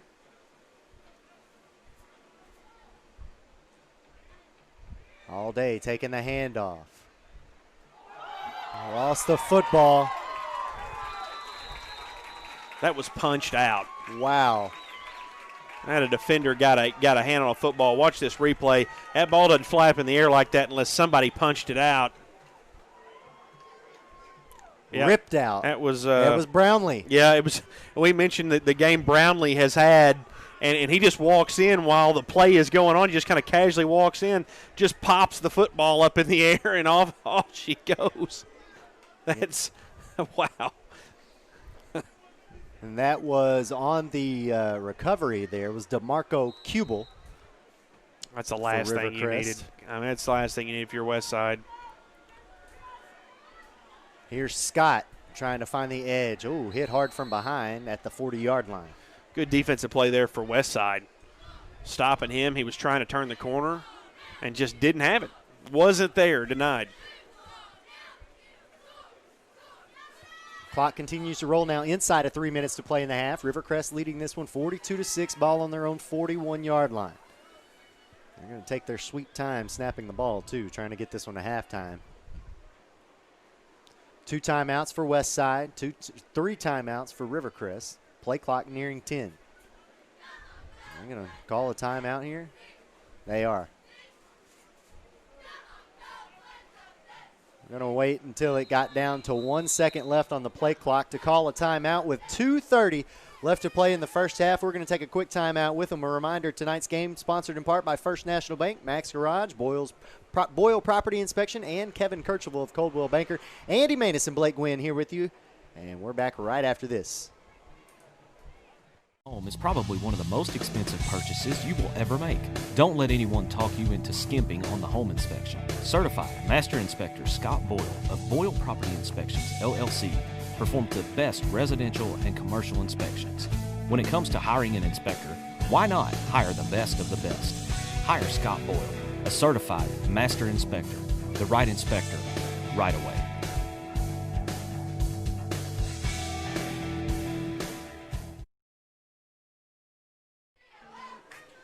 42-6 the score. Rivercrest leading Westside. Andy Maness and Blake Gwynn here with you with 2:30 to play in the half. 2nd and 9 for the Rivercrest Colts. They've got it on their own 41-yard line. Cam Turner out of the timeout with an empty backfield. Sends a man in motion, going to keep it himself. Spin move in the backfield. Avoids one defender. Finds the corner. Able to get down to, looks like the 49-yard line, maybe right at midfield. They'll spot him, I think, at the 49. That play looked dead to rights in the backfield. Creativity, speed, agility, all things contributing to getting him back to the line there. 1st and 10. Here's a handoff to Scott out of the backfield. Makes a move at the 35. Now he's inside the 20. And Scott will find the end zone. How about a 51-yard dash by Keyshawn Scott to blow this one even further wide open. 48-6. What a move, and what a cut right there at midfield. Just that quick change of direction, and he was able to outrun 3 of the final West Side defenders on that play. Yeah, that run was just coming all the way back. Okay, coming all the way back. Again, these pink flags been a problem for us tonight. I cannot see them. Yeah, that I had no idea. Normally you can spot it from a mile away, but can't see those tonight. Well, pink is blending in with 2 teams wearing red and white, so very difficult to pick up here. Pink's just really a faded red, you know? It's my that's analysis tonight, Andy. That's what I've got for you. That's true. Trey Jones up the middle. I mean, oh. We're going to be like, who is this guy? Pink is a faded red. You did good in art class, huh? Yeah. No. I didn't either. That's why I'm broadcasting. I once had an art teacher throw away my coil pot because it was so bad. I had an art teacher who told me I should practice painting.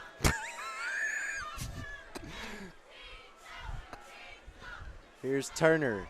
Hit at the line of scrimmage. And forward progress will stop him at about the 49-yard line on the far side. So pickup of about 1. So just ever feel like that, like when you get Cam Turner down, almost like he let you?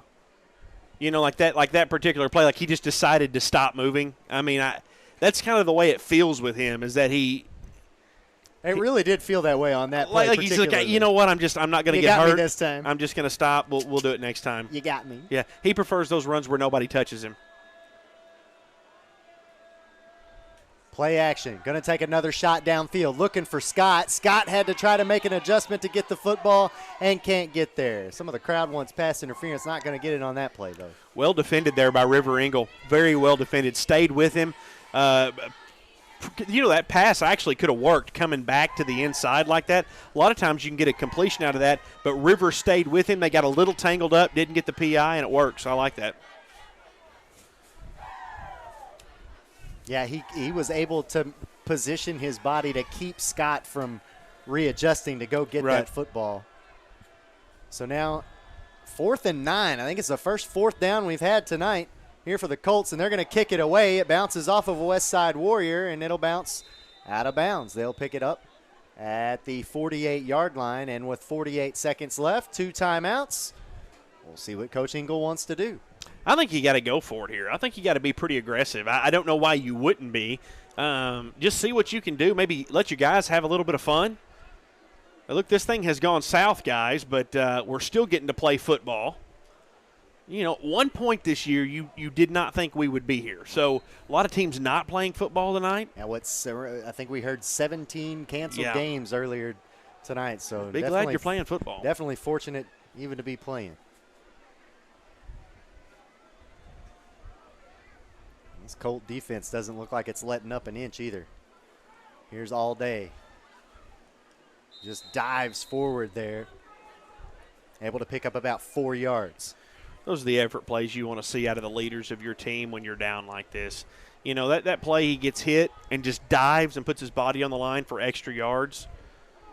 That's what a leader of your football team will do when you're down big.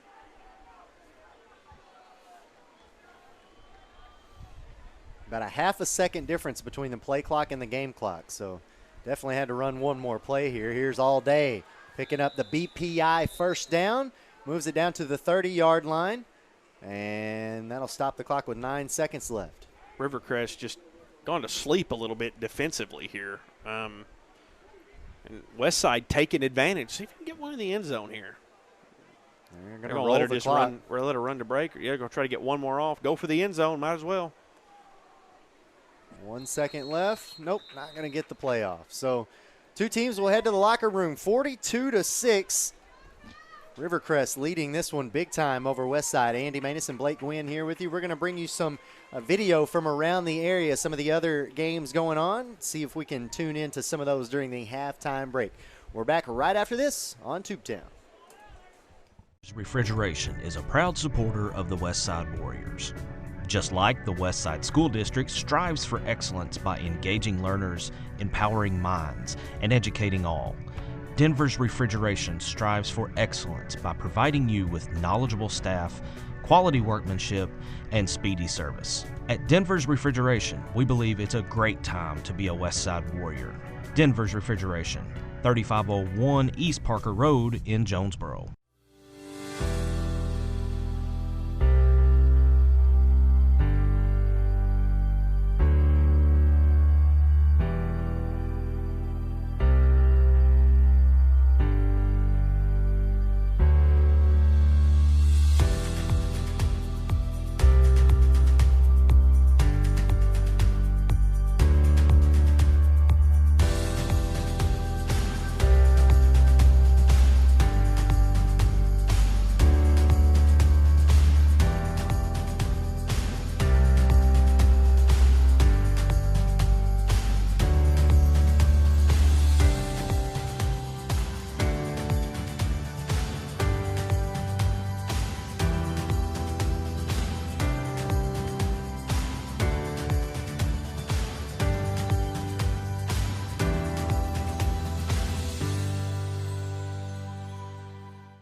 Buying a home is probably one of the most expensive purchases you will ever make.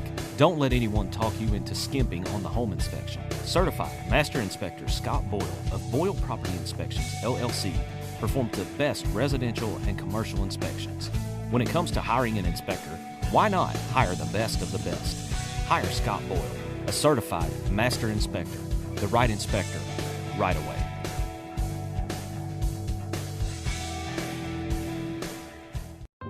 Home is a place we've seen a little too much of recently. Turns out when your home becomes an office, hair salon, and fifth grade classroom, you can go a little crazy. But home is all we had. So as we go back into the world, maybe we'll return with a new appreciation for the place that kept our loved ones safe and close beside us. Because even after 114 years in the business of home, one thing is more clear than ever. When home is all you have, you certainly have a whole lot. If you're looking for an honest, dependable, and trustworthy auto repair facility, consider Max Garage for your vehicles. Locally owned with over 20 years of experience, at Max Garage, we pride ourselves on being professional, reliable, and affordable. From routine maintenance to complex mechanical issues, Max Garage can do it all. Max Garage is a proud supporter of the Westside Warriors. Call Max Garage for your next auto repair. At First National Bank, we always talk about our you first mentality, but in times like this, we've recognized that spirit in others. We'd like to thank all of our frontline workers who've kept our country up and running during this coronavirus pandemic. Medical professionals, grocery store workers, truck drivers, you name it, all putting their safety on the line. Thank you for putting us first. And always know First National Bank will return the favor by putting you first, always. Westside Athletic Booster Club. We're the team behind the team. Becoming a member of the Westside Athletic Booster Club is a rewarding and valuable contribution to the Warrior Nation, our school, and most importantly, our student athletes. The purpose of the club is to promote athletics at Westside High School in an atmosphere that is consistent with the educational philosophy of the school community. Check out our Facebook page for more information on how to become a member. Westside Athletic Booster Club. We're the team behind the team.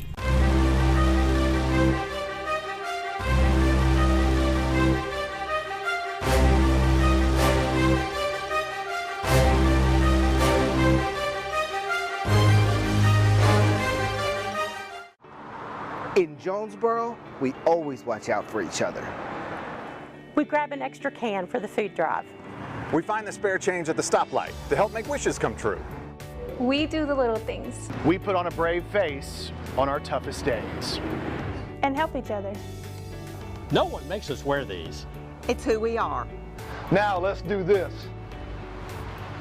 And use your hand sanitizer. Be sure to wash your hands. And make sure you wipe down surfaces. And do this. Practice physical distancing. Because it's who we are. We've always protected each other and meant it. It's who we are. It's who I am. It's who I am. It's who I am. It's who I am. It's who I am. I mask up. I mask up. I mask up. I mean it. I mask up. I mean it. I mask up. I mean it.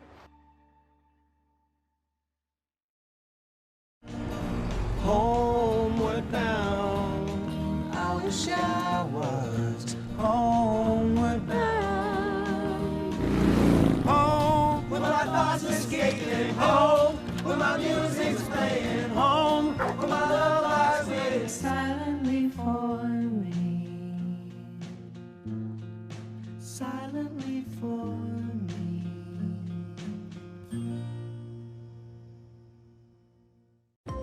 At Ritter Communications, we're dedicated to being a caring community partner. We invest in the communities we serve by supporting local nonprofits, academic programs, local athletics, and events that bring us together. We create the connections that strengthen our communities. Ritter Communications, right by you. Denver's Refrigeration is a proud supporter of the Westside Warriors. Just like the Westside School District strives for excellence by engaging learners, empowering minds, and educating all, Denver's Refrigeration strives for excellence by providing you with knowledgeable staff, quality workmanship, and speedy service. At Denver's Refrigeration, we believe it's a great time to be a Westside Warrior. Denver's Refrigeration, 3501 East Parker Road in Jonesboro.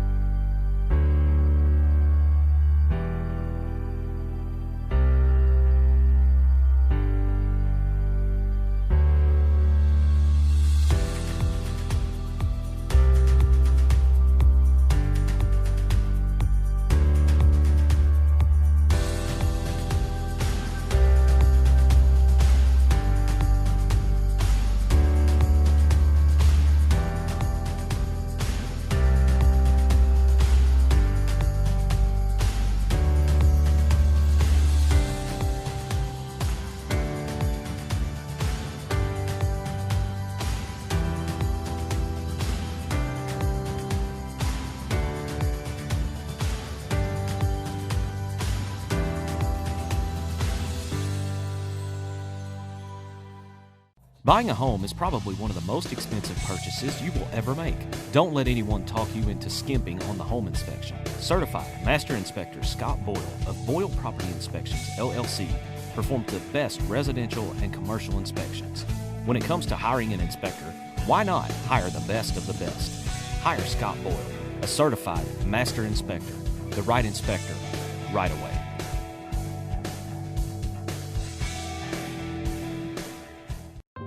Home is a place we've seen a little too much of recently. Turns out when your home becomes an office, hair salon, and fifth grade classroom, you can go a little crazy. But home is all we had. So as we go back into the world, maybe we'll return with a new appreciation for the place that kept our loved ones safe and close beside us. Because even after 114 years in the business of home, one thing is more clear than ever. When home is all you have, you certainly have a whole lot. If you're looking for an honest, dependable, and trustworthy auto repair facility, consider Max Garage for your vehicles. Locally owned with over 20 years of experience, at Max Garage, we pride ourselves on being professional, reliable, and affordable. From routine maintenance to complex mechanical issues, Max Garage can do it all. Max Garage is a proud supporter of the Westside Warriors. Call Max Garage for your next auto repair. At First National Bank, we always talk about our you first mentality, but in times like this, we've recognized that spirit in others. We'd like to thank all of our frontline workers who've kept our country up and running during this coronavirus pandemic.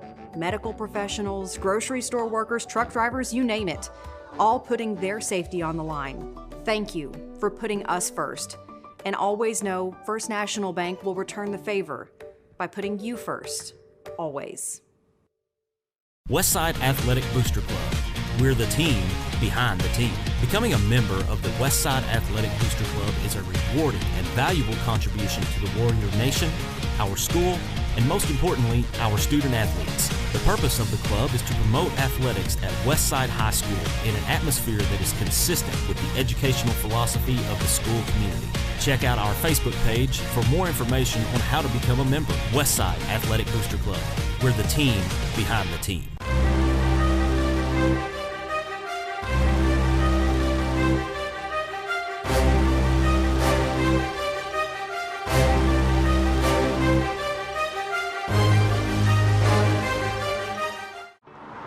In Jonesboro, we always watch out for each other. We grab an extra can for the food drive. We find the spare change at the stoplight to help make wishes come true. We do the little things. We put on a brave face on our toughest days. And help each other. No one makes us wear these. It's who we are. Now let's do this. And use your hand sanitizer. Be sure to wash your hands. And make sure you wipe down surfaces. And do this. Practice physical distancing. Because it's who we are. We've always protected each other. And meant it. It's who we are. It's who I am. It's who I am. It's who I am. It's who I am. It's who I am. I mask up. I mask up. I mask up. I mean it. I mask up. I mean it. I mask up. I mean it. Homeward bound, I wish I was homeward bound. Home, where my thoughts escaping. Home, where my music's playing. Home, where my love lies waiting silently for me. Silently for me.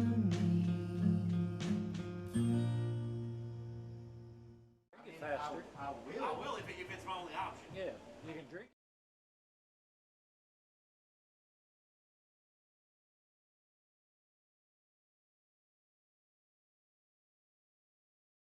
Suncom Media Productions and NEA Sports thanks our official corporate sponsors for their continued support of our student athletes during every championship season.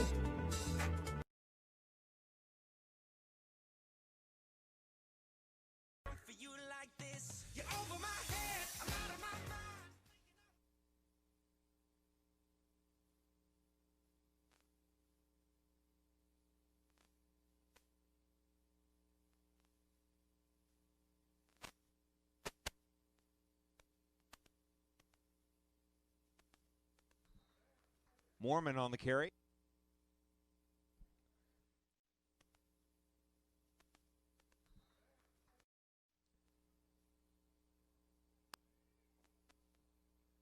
Silver Blazer sponsors Fergus Orthodontics and HP Development, bringing you Blazer football. First and 10 for Valley View.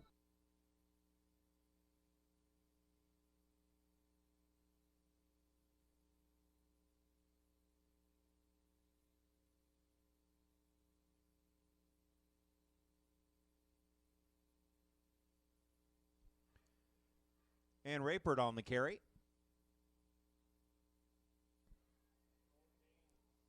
Stop made by number 14, Alan Jones, and also by number 61, Colby Meadows. Second down.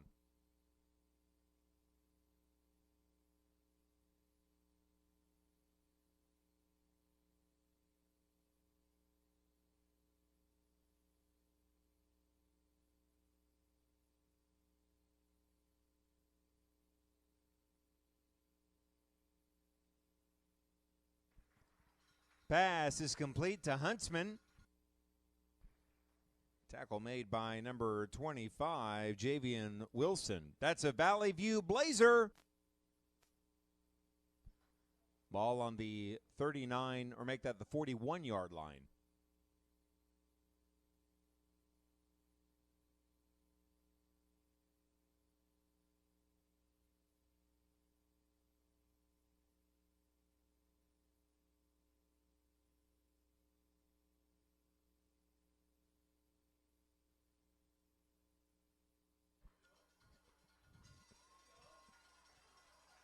Aiden Huntsman for Valley.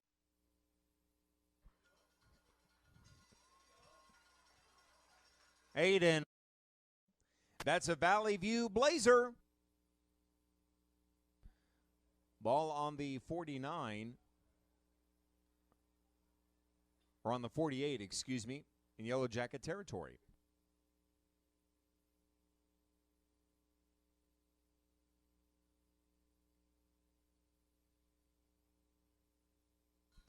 Pass is complete to Reed Tyler.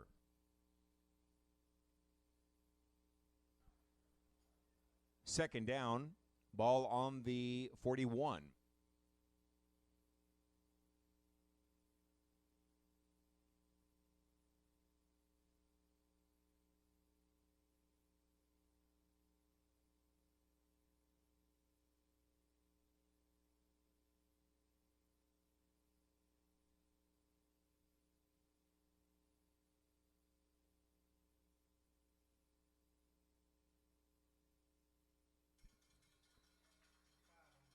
Carson Winters on the carry.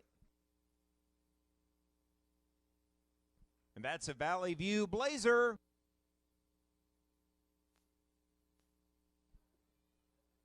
Ball on the 37-yard line.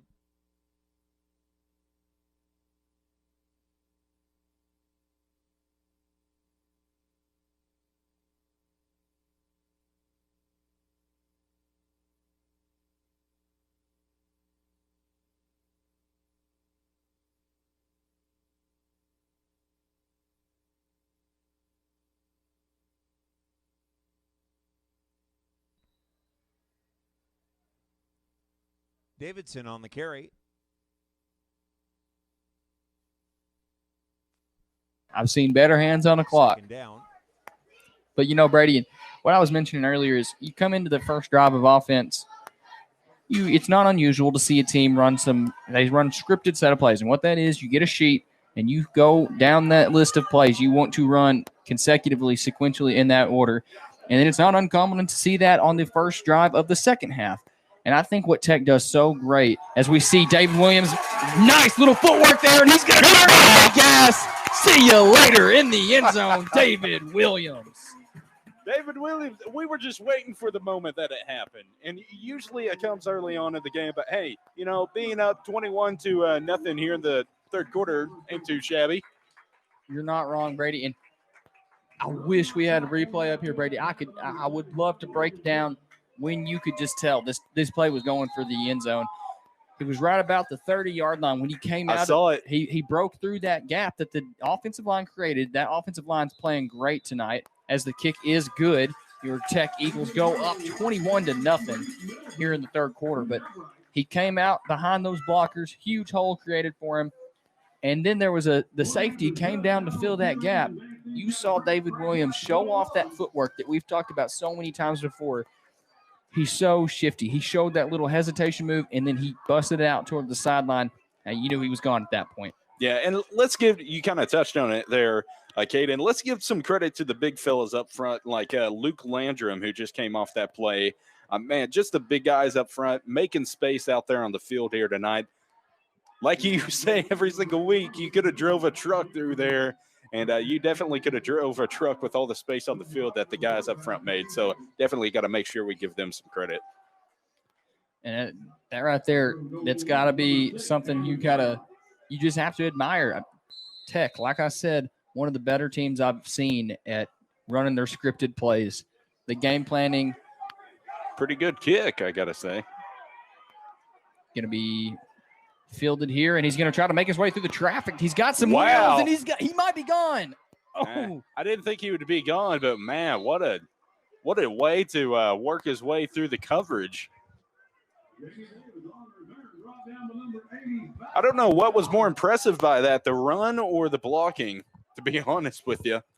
I think the vision there, Brady, was what probably impressed me the most. I mean, he initially started out towards the right sideline or the far sideline over there and got back inside. And, I mean, the vision, yeah. I mean, and it honestly, a little combination of everything there.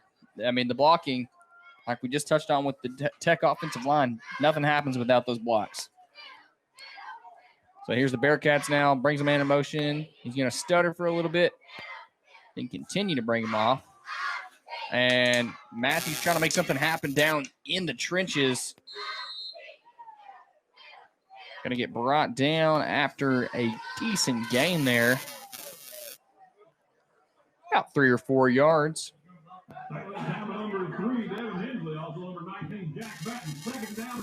Jax Batten on the tackle there. We've said his name several times tonight. Several times. Following in his big brother Cato Batten's footsteps. Said Cato's name a ton last year. Mm-hmm. Those Battens love to fly around the field. They love to play football, too. So here's a nice little run here again on second down. And I will say it, Brady. I think this Bearcat offense is starting to find a rhythm here. I mean, it's hard to find a rhythm on offense when you don't have a quarterback. But so far, we're seeing they're settling into the run game. They're really going to commit to it here. Stop trying to find a little flashy play. Stop trying to get big chunk plays. Just get to the run. Load up behind the big guys up front.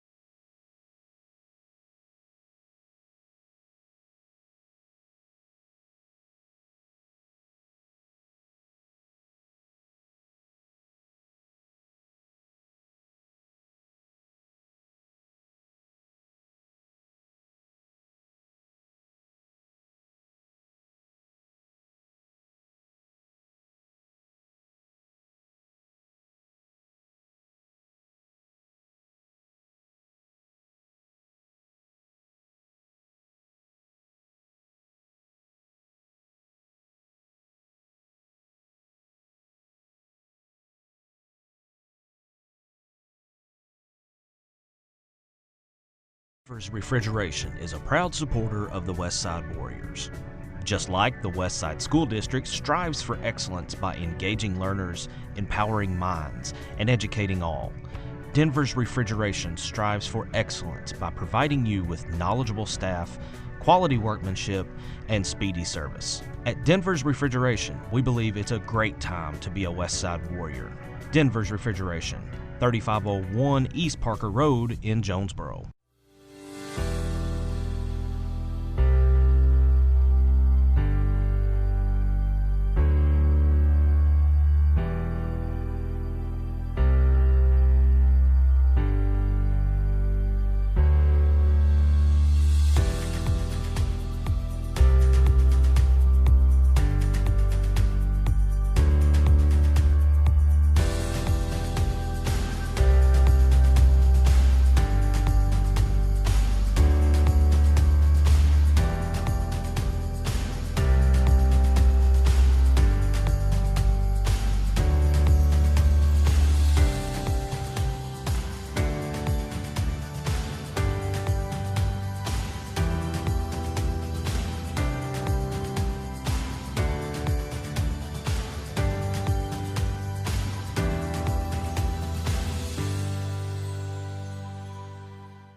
Buying a home is probably one of the most expensive purchases you will ever make. Don't let anyone talk you into skimping on the home inspection. Certified Master Inspector Scott Boyle of Boyle Property Inspections, LLC, performs the best residential and commercial inspections. When it comes to hiring an inspector, why not hire the best of the best? Hire Scott Boyle, a certified Master Inspector, the right inspector, right away.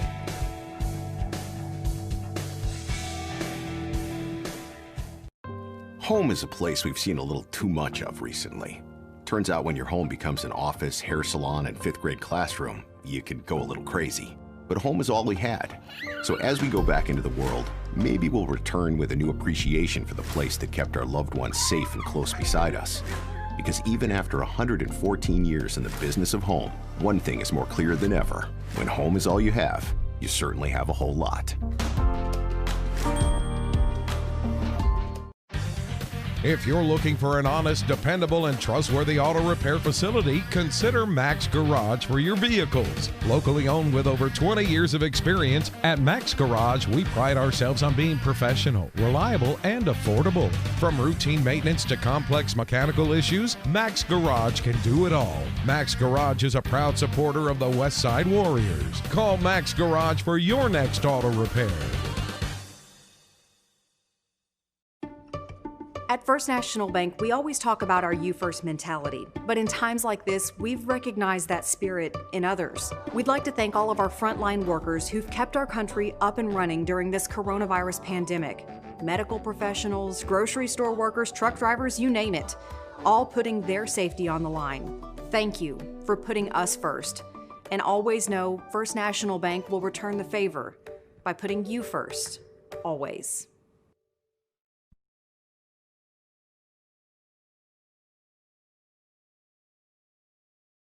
Stadium getting ready to kick off the second half. It's been a long night for the Westside Warriors. They're trailing 42-6 as we get set to start the third quarter. Good news is for them, they get the ball coming out of the halftime break first.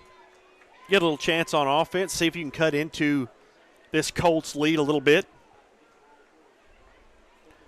If you've got any chance at all, you're going to have to find a way to stop Cam Turner, and I just don't know how that is.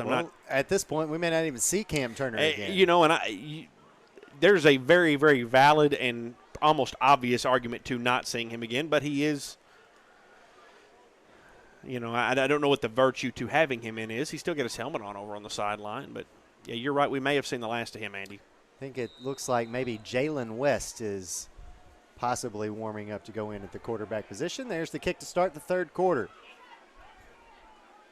Taken to the 30-yard line, and a flag comes out at the end of that one. So that's how we'll start the third quarter.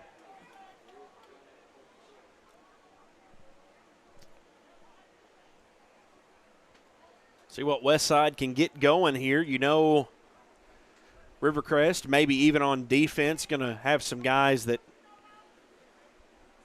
maybe give them some breaks. Maybe if you got a couple guys banged up, give them some time. So let's see if Westside can move the football, but a penalty backing them up to get things started already. And they are going to keep the first string offense in there. So here we go. From the 30, they'll back it up after the penalty, sorry. From the 15-yard line, 16-yard line, I believe. Long way to go once again. Got to start thinking, too, your West Side. Don't want anybody getting hurt either. Tyler Ray out at wide out here in the shotgun. Yeah, Fowler is in the backfield. Engel looking to throw. Taking a shot down the far sideline, incomplete. I like that. Give River Engel a chance to throw the football around some here and see what he can do. Hey, it's your best option. You're down big. You don't have time to really take an excruciatingly long drive down here, but let him throw the football some. That he can throw it. He's accurate. Spread some guys out and see what happens. And, you know, you might find yourself something you can use coming down the stretch here in this season. Shotgun again. Yeah, they are going to keep the clock rolling here in third quarter, with it being 42-6. So have a rolling clock the rest of the way. Engel, 2nd and 10. Flushed out of the pocket. Got some time to throw now, and now he's pushed out of bounds behind the line of scrimmage. And that was Brownlee in coverage once again. Brownlee had a good day on defense, had a good year on defense so far for Rivercrest. Engel just couldn't decide whether he wanted to hit his brother there on that. You know, Kessler kind of backed up and got some space, but couldn't commit one way or another, and not too much of a gain there on that one. 3rd and 12 after Eagle runs out of bounds, now from the 14-yard line.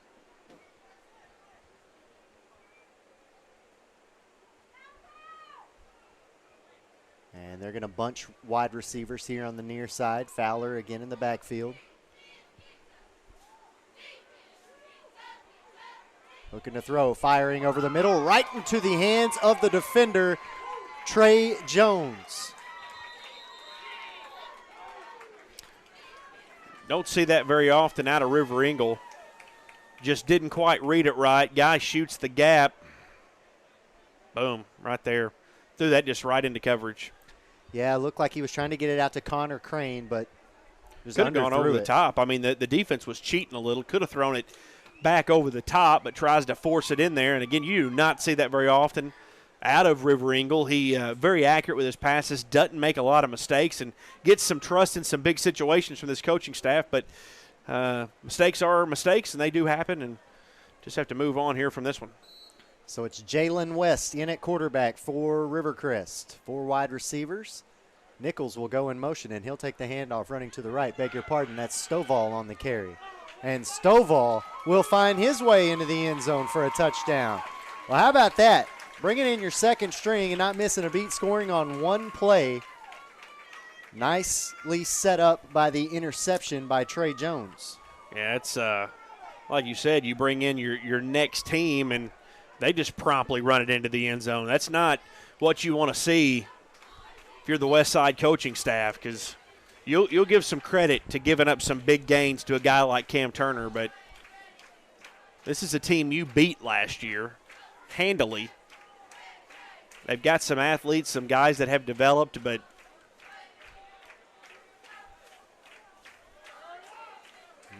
5 seconds left on the play clock. Just get the snap away. Or I thought they did. Nope, delay of game.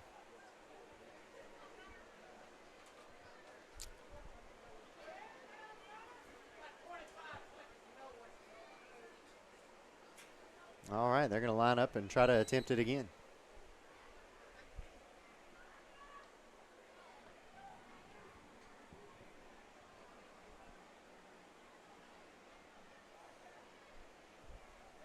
You ever see anybody kick line drives this hard like this? I mean, you see some different types of kicks in high school football to get it done, but watch this line drive.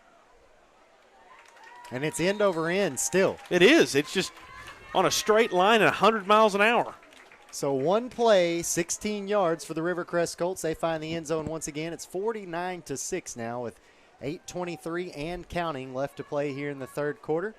Andy Manis and Blake Gwynn here with you tonight. We'll take a quick break. We're back with more right after this. Athletic Booster Club. We're the team behind the team. Becoming a member of the Westside Athletic Booster Club is a rewarding and valuable contribution to the Warrior Nation, our school, and most importantly, our student athletes. The purpose of the club is to promote athletics at Westside High School in an atmosphere that is consistent with the educational philosophy of the school community. Check out our Facebook page for more information on how to become a member. Westside Athletic Booster Club. We're the team behind the team. Andy Manis and Blake Gwynn back here with you, where it's now 49-6 Rivercrest leading Westside. 7:35 and counting left to play here in the third quarter. Didn't take long for Westside to give it back to Rivercrest, and Rivercrest to find the end zone, man.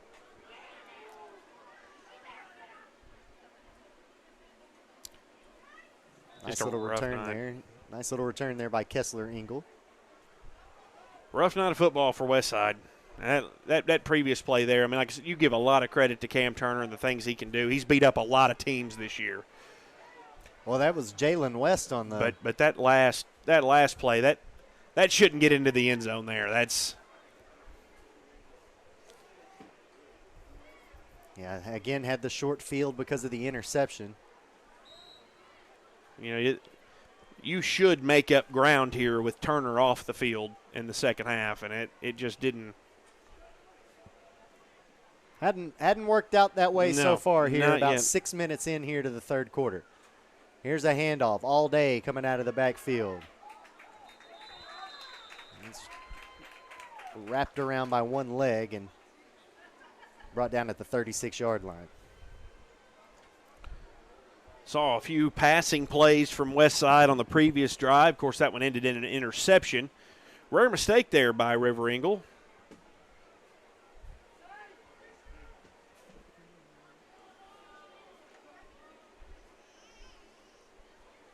Ray comes off the field.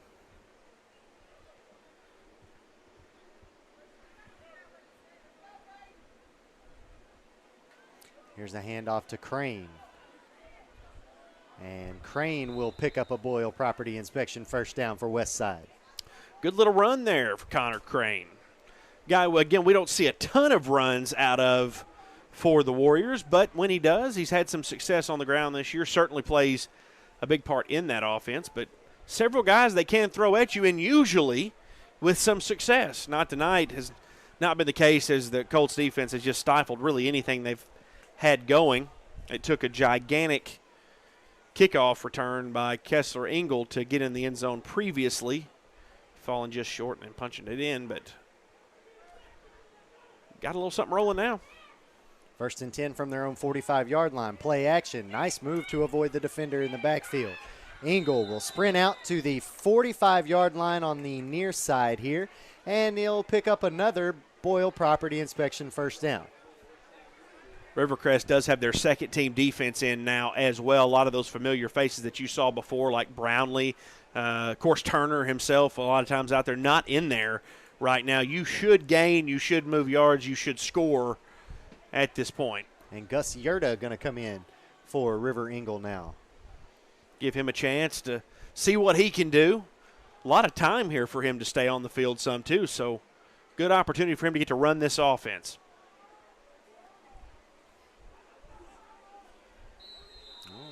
Got a man to jump off sides there. He's learned, he's paying attention to practice. That's part of that West Side offense is that hard snap count. That was a false start, wasn't it? I thought he got him to jump off sides too, but yeah, there we go. Yeah, it wasn't offsides. Yeah, so they march it forward. 1st and 5 now. Clock continues to roll at 4:15 to play in the third quarter. I like that, though. I like him coming out with that hard snap count, getting that offsides.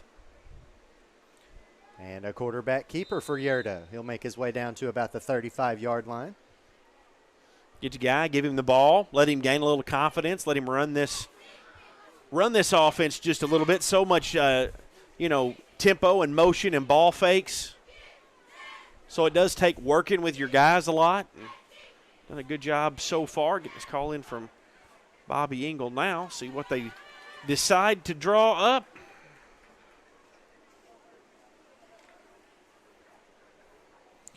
This win tonight will put the Rivercrest Colts top the 4A3. They're 6-0 now. And this that potential matchup with Blytheville later on, that's going to be fun to watch. Here's Darvin Fowler on 2nd and 1 with a nice run to the outside. He's going to run to the far sideline and be knocked out of bounds inside the 20-yard line, and it looks like we've got a penalty flag that came out after that. Looked like a little laundry on the field, maybe a face mask there at the end of that run. So good run by Fowler. He's going to get a few more on the end of that one, I believe.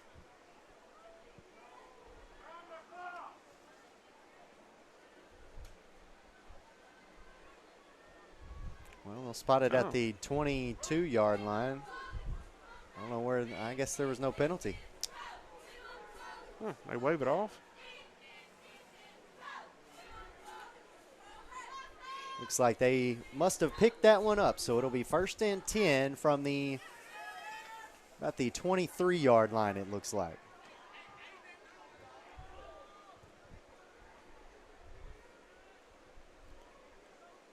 Here's a run up the middle for Mueller. Mueller will pick up about, looks like maybe 8-9 yards. Good to see Mueller get a little run there. We see him a lot on kickoff returns for the Warriors.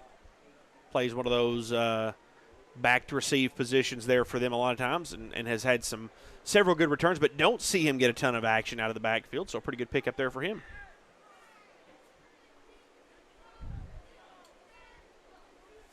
2nd and 1 now from the 13-yard line. Under 2:30 to play in the quarter. A little bootleg here for Yurda. Yurda trying to find the end zone. No signal. I think he got knocked out of bounds just before the goal line. Yurda running that same play we've seen River Eagle run very successfully, that bootleg play.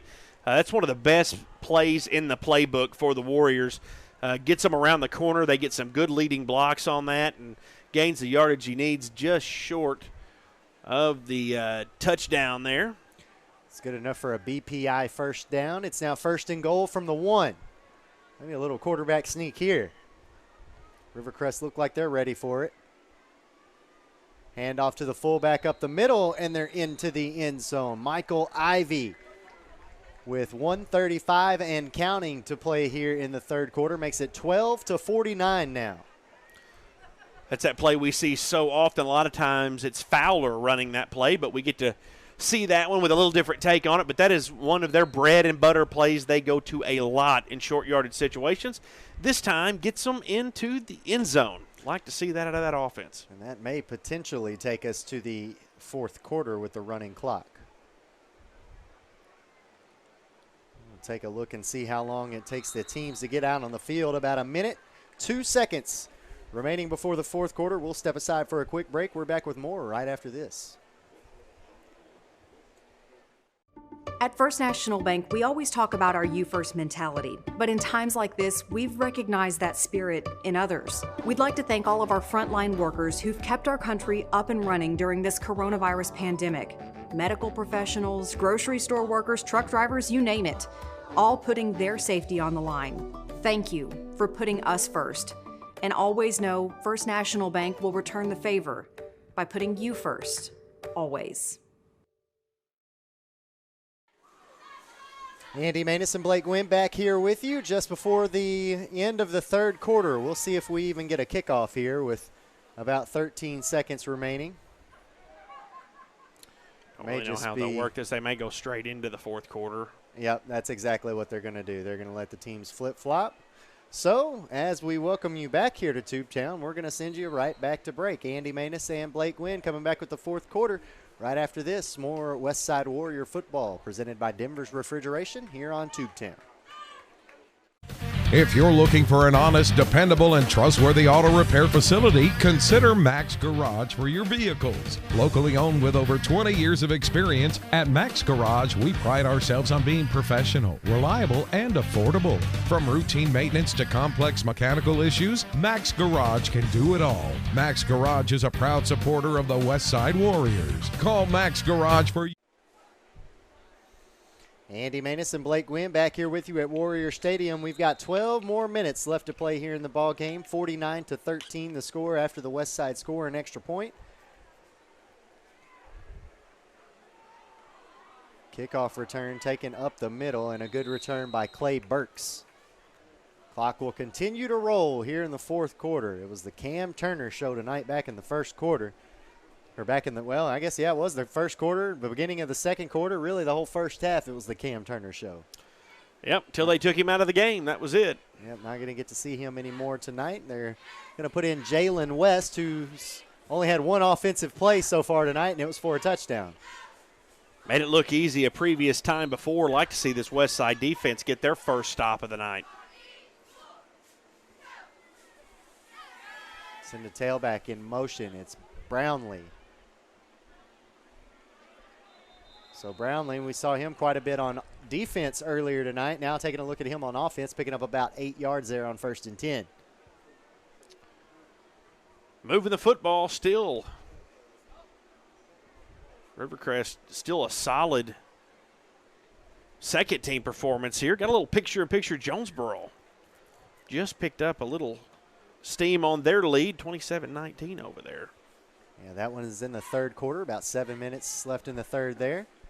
Here's the second short run for the Colts, bouncing it to the outside. Now speeding down the far sideline is, I believe, TJ Scott on the carry. He'll pick up another 1st and 10. Chains move. Clock continues to roll now inside of 11 minutes. Getting a look at what everybody else on the field can do for the Colts, and it's really been much of the same so far for this other group of players that the Colts have thrown in here.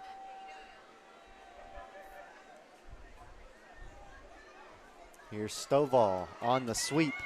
Stovall tackled around the neck. No penalty on that. Didn't get one. You know, the thing you notice the most when you get these, second teams in, sometimes some of the guys off the junior varsity squad, is the size of the players. I mean, both Westside and Rivercrest, big guys. You'll notice you get some of these sophomores, some of them freshmen even, playing. You can just – there's a size difference out there. Difference. It's not necessarily always a skill thing. It's just a size difference. Brownlee goes in motion, takes the handoff, running to the left, weaving through traffic.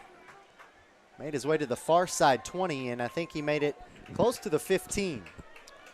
Good to see Brownlee run one there. He's been so good on defense for the Colts tonight and all season.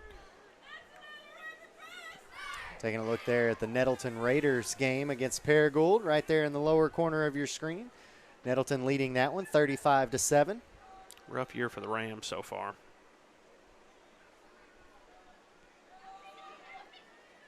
A run to the outside, and this one will find the end zone. TJ Scott with 9:15 and counting, and now 55-13 the score. Just easy for him tonight, man. This has been like a scrimmage game for the Colts almost. And that's not trying to take any sort of shot at Westside tonight or anything like that. They just, man, they've had no trouble. I mean, it's just come easy for them. Saw Cam Turner scored 3 easy touchdowns right at the goal line earlier in the game, and it really hasn't gotten more difficult for Rivercrest.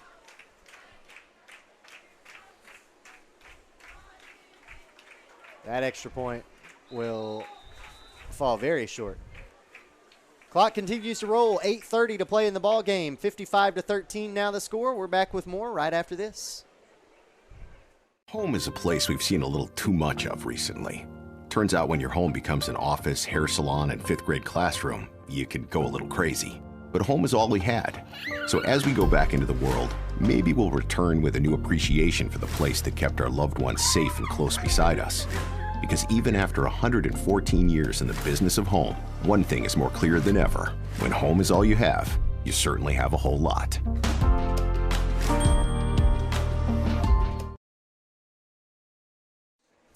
$55-13 is the score. We welcome you back here to Warrior Stadium. Again, the Colts finding the end zone here in the fourth quarter. Less than 8 minutes to play, and it has been a rough night for Westside. It has been tough. It's been just not a lot really you can say. I mean, it's you don't want to beat up on the guys. They work so hard. Well, and again, they've kind of had the Colts number the last 2 years. Mm-hmm. Absolutely. And this year the Colts said, not tonight. No. This is just a completely different Rivercrest team. Well, you said it. Rivercrest we know is year in and year out a state championship caliber team, but this is much different than the team we saw last year and even the year before that. Kickoff taken inside the 10-yard line. Mueller had to go chase it down. And he takes it across the 20 down to about the 22. See if you can make one last good drive. Got a little picture here, live look in. How about Greene County Tech up 21-0 on Brooklyn there. Boy, they're having a much better season this season. Head coach Nathan Morgan's really got them playing really tough week last week at Wynn, but he's got them playing really, really good because Brooklyn's a solid football team, and they're on the verge of a shutout here. Good old folks at Tech TV, it's where I got my start, Andy, calling football games in high school. It would be good if all schools had a program like that, really. It really would. I am a big advocate of those programs in schools. It led me to a career in television and eventually a career in marketing, and Pam Andrews up there, I owe so much to her and Gene Weeks and that entire administration, man, for the programs that they have. First and 10 run this time for Westside will go good for 9 yards. Talk about, you have to look at the good things that could come out of this COVID-19 pandemic, and I think one of them could be some school broadcasting programs. A lot of schools now go into their own broadcasting, and I'd hope that a lot of schools elect to have students do some of that. I know there's going to be some of that here at Westside in basketball season this year, a student kind of picking up the reins from where we're at, and I love that. I mean, this is the students' area, man, and if they want to do it, we're all for it. How about a big-time run on 1st and 10? Or excuse me, it was 1st and 10 that time. It's 1st and 10 again. Trying to see who that was on the carry over there. Big 63, Terry Pittman. Wow. Rocking and rolling. Yeah, he's listed as an offensive lineman. I imagine. I like to see that, give that run, though. You saw a couple college teams start doing a little bit of that last year. You saw, those guys start using them in short yardage situations, and it's effective. I mean, it makes sense. It's a big guy. All you got to do is hang on to the football. Yeah, just use some of that power. You can stay running. 1st and 10 now from the 45-yard line. Under 4:30 to play in the ball game.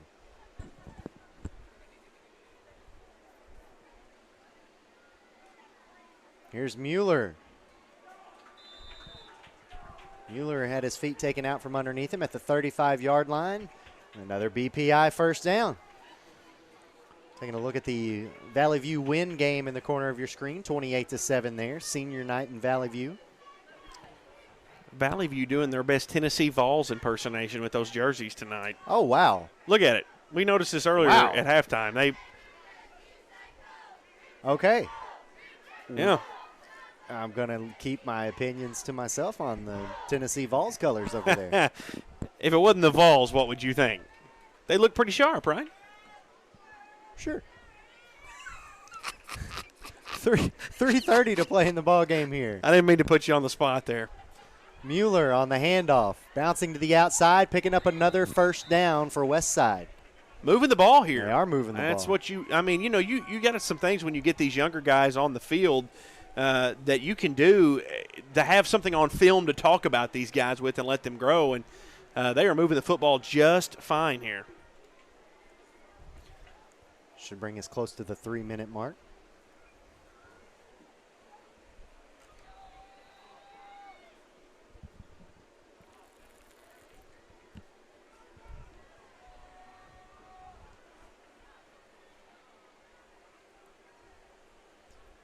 Handoff up the middle. Here's Crane. Crane moving it close to the goal line. Another 1st and 10. See if they can punch one in here. First and goal coming up, actually. 2:35. You got a running clock. But they could get a score in here. And once again, just get some positivity going. Be able to tell these guys what they did right when you're watching this back. I don't know how far you go into the film watching this, or if you just say, all right, guys, we're gonna move on from this. And there's a lot to be said for doing that as well.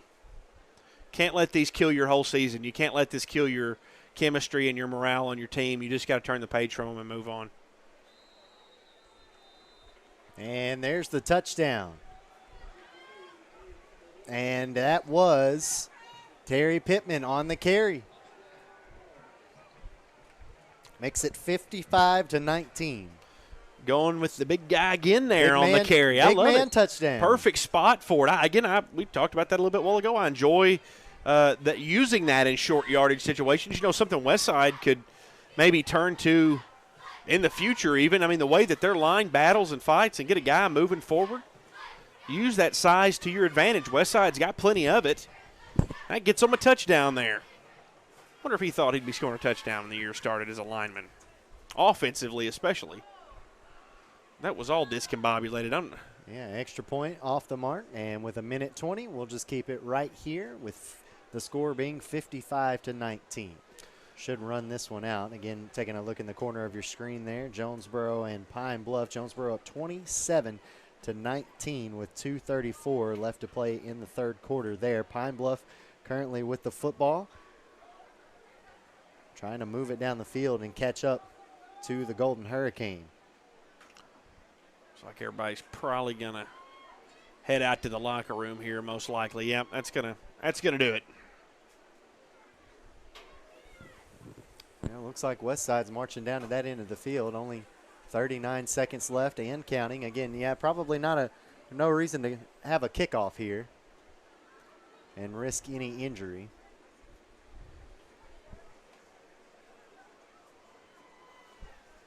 So now they'll come out and line up, but probably won't be kicking this one away. Just kind of got to make it look like it.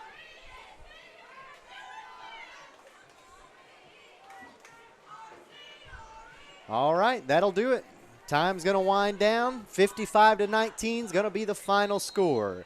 Rivercrest just coming in here and demolishing Westside tonight and picking up their 6th win of the year. Well, we saw Cam Turner. He did his thing. He headed to the house. It didn't take him long to do his thing either. It did not. It did not take us long at all. Westside just got to turn the page, move on, go to your next one. Nothing you can do at this point. Cam Turner, I'm pretty sure, up to 30 touchdowns on the year now after tonight. What a night. I mean, that is unbelievable. Possibly could be headed towards some record-setting numbers there on this season. And what you saw here, this Rivercrest Colts team, they're title contenders. And they're going to go a really long way. You got to remember that if you're Westside.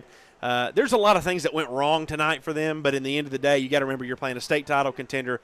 You got to do your thing, move on, and go to the next one, because these things can have a demoralizing effect on you if you're not careful. In fact, I'm not so sure you don't just not watch the film and go to the next one. I mean, and Bobby Engel is so good about getting this team back on the rails after tough losses. We've seen it over and over and over again. They'll get the job done. They're a good ball team. They're well coached. But a big shout out to Rivercrest, man. They're solid. They're going to go deep into the playoffs this year. Yeah, Rivercrest with the Highland Rebels coming up next, and Westside going to hit the road to take on Cave City. We'll have that game for you, of course, next week right here on Tubetown. Thanks to everybody who made tonight's game possible, and a big shout out to our sponsors, First National Bank, Max Garage, Boyle Property Inspection, and Kevin Kirchable of Coldwell Banker. For Blake Gwynn, I'm Andy Maness saying so long. We'll see you next week for more Westside Warrior football presented by Denver's Refrigeration right here on Tubetown.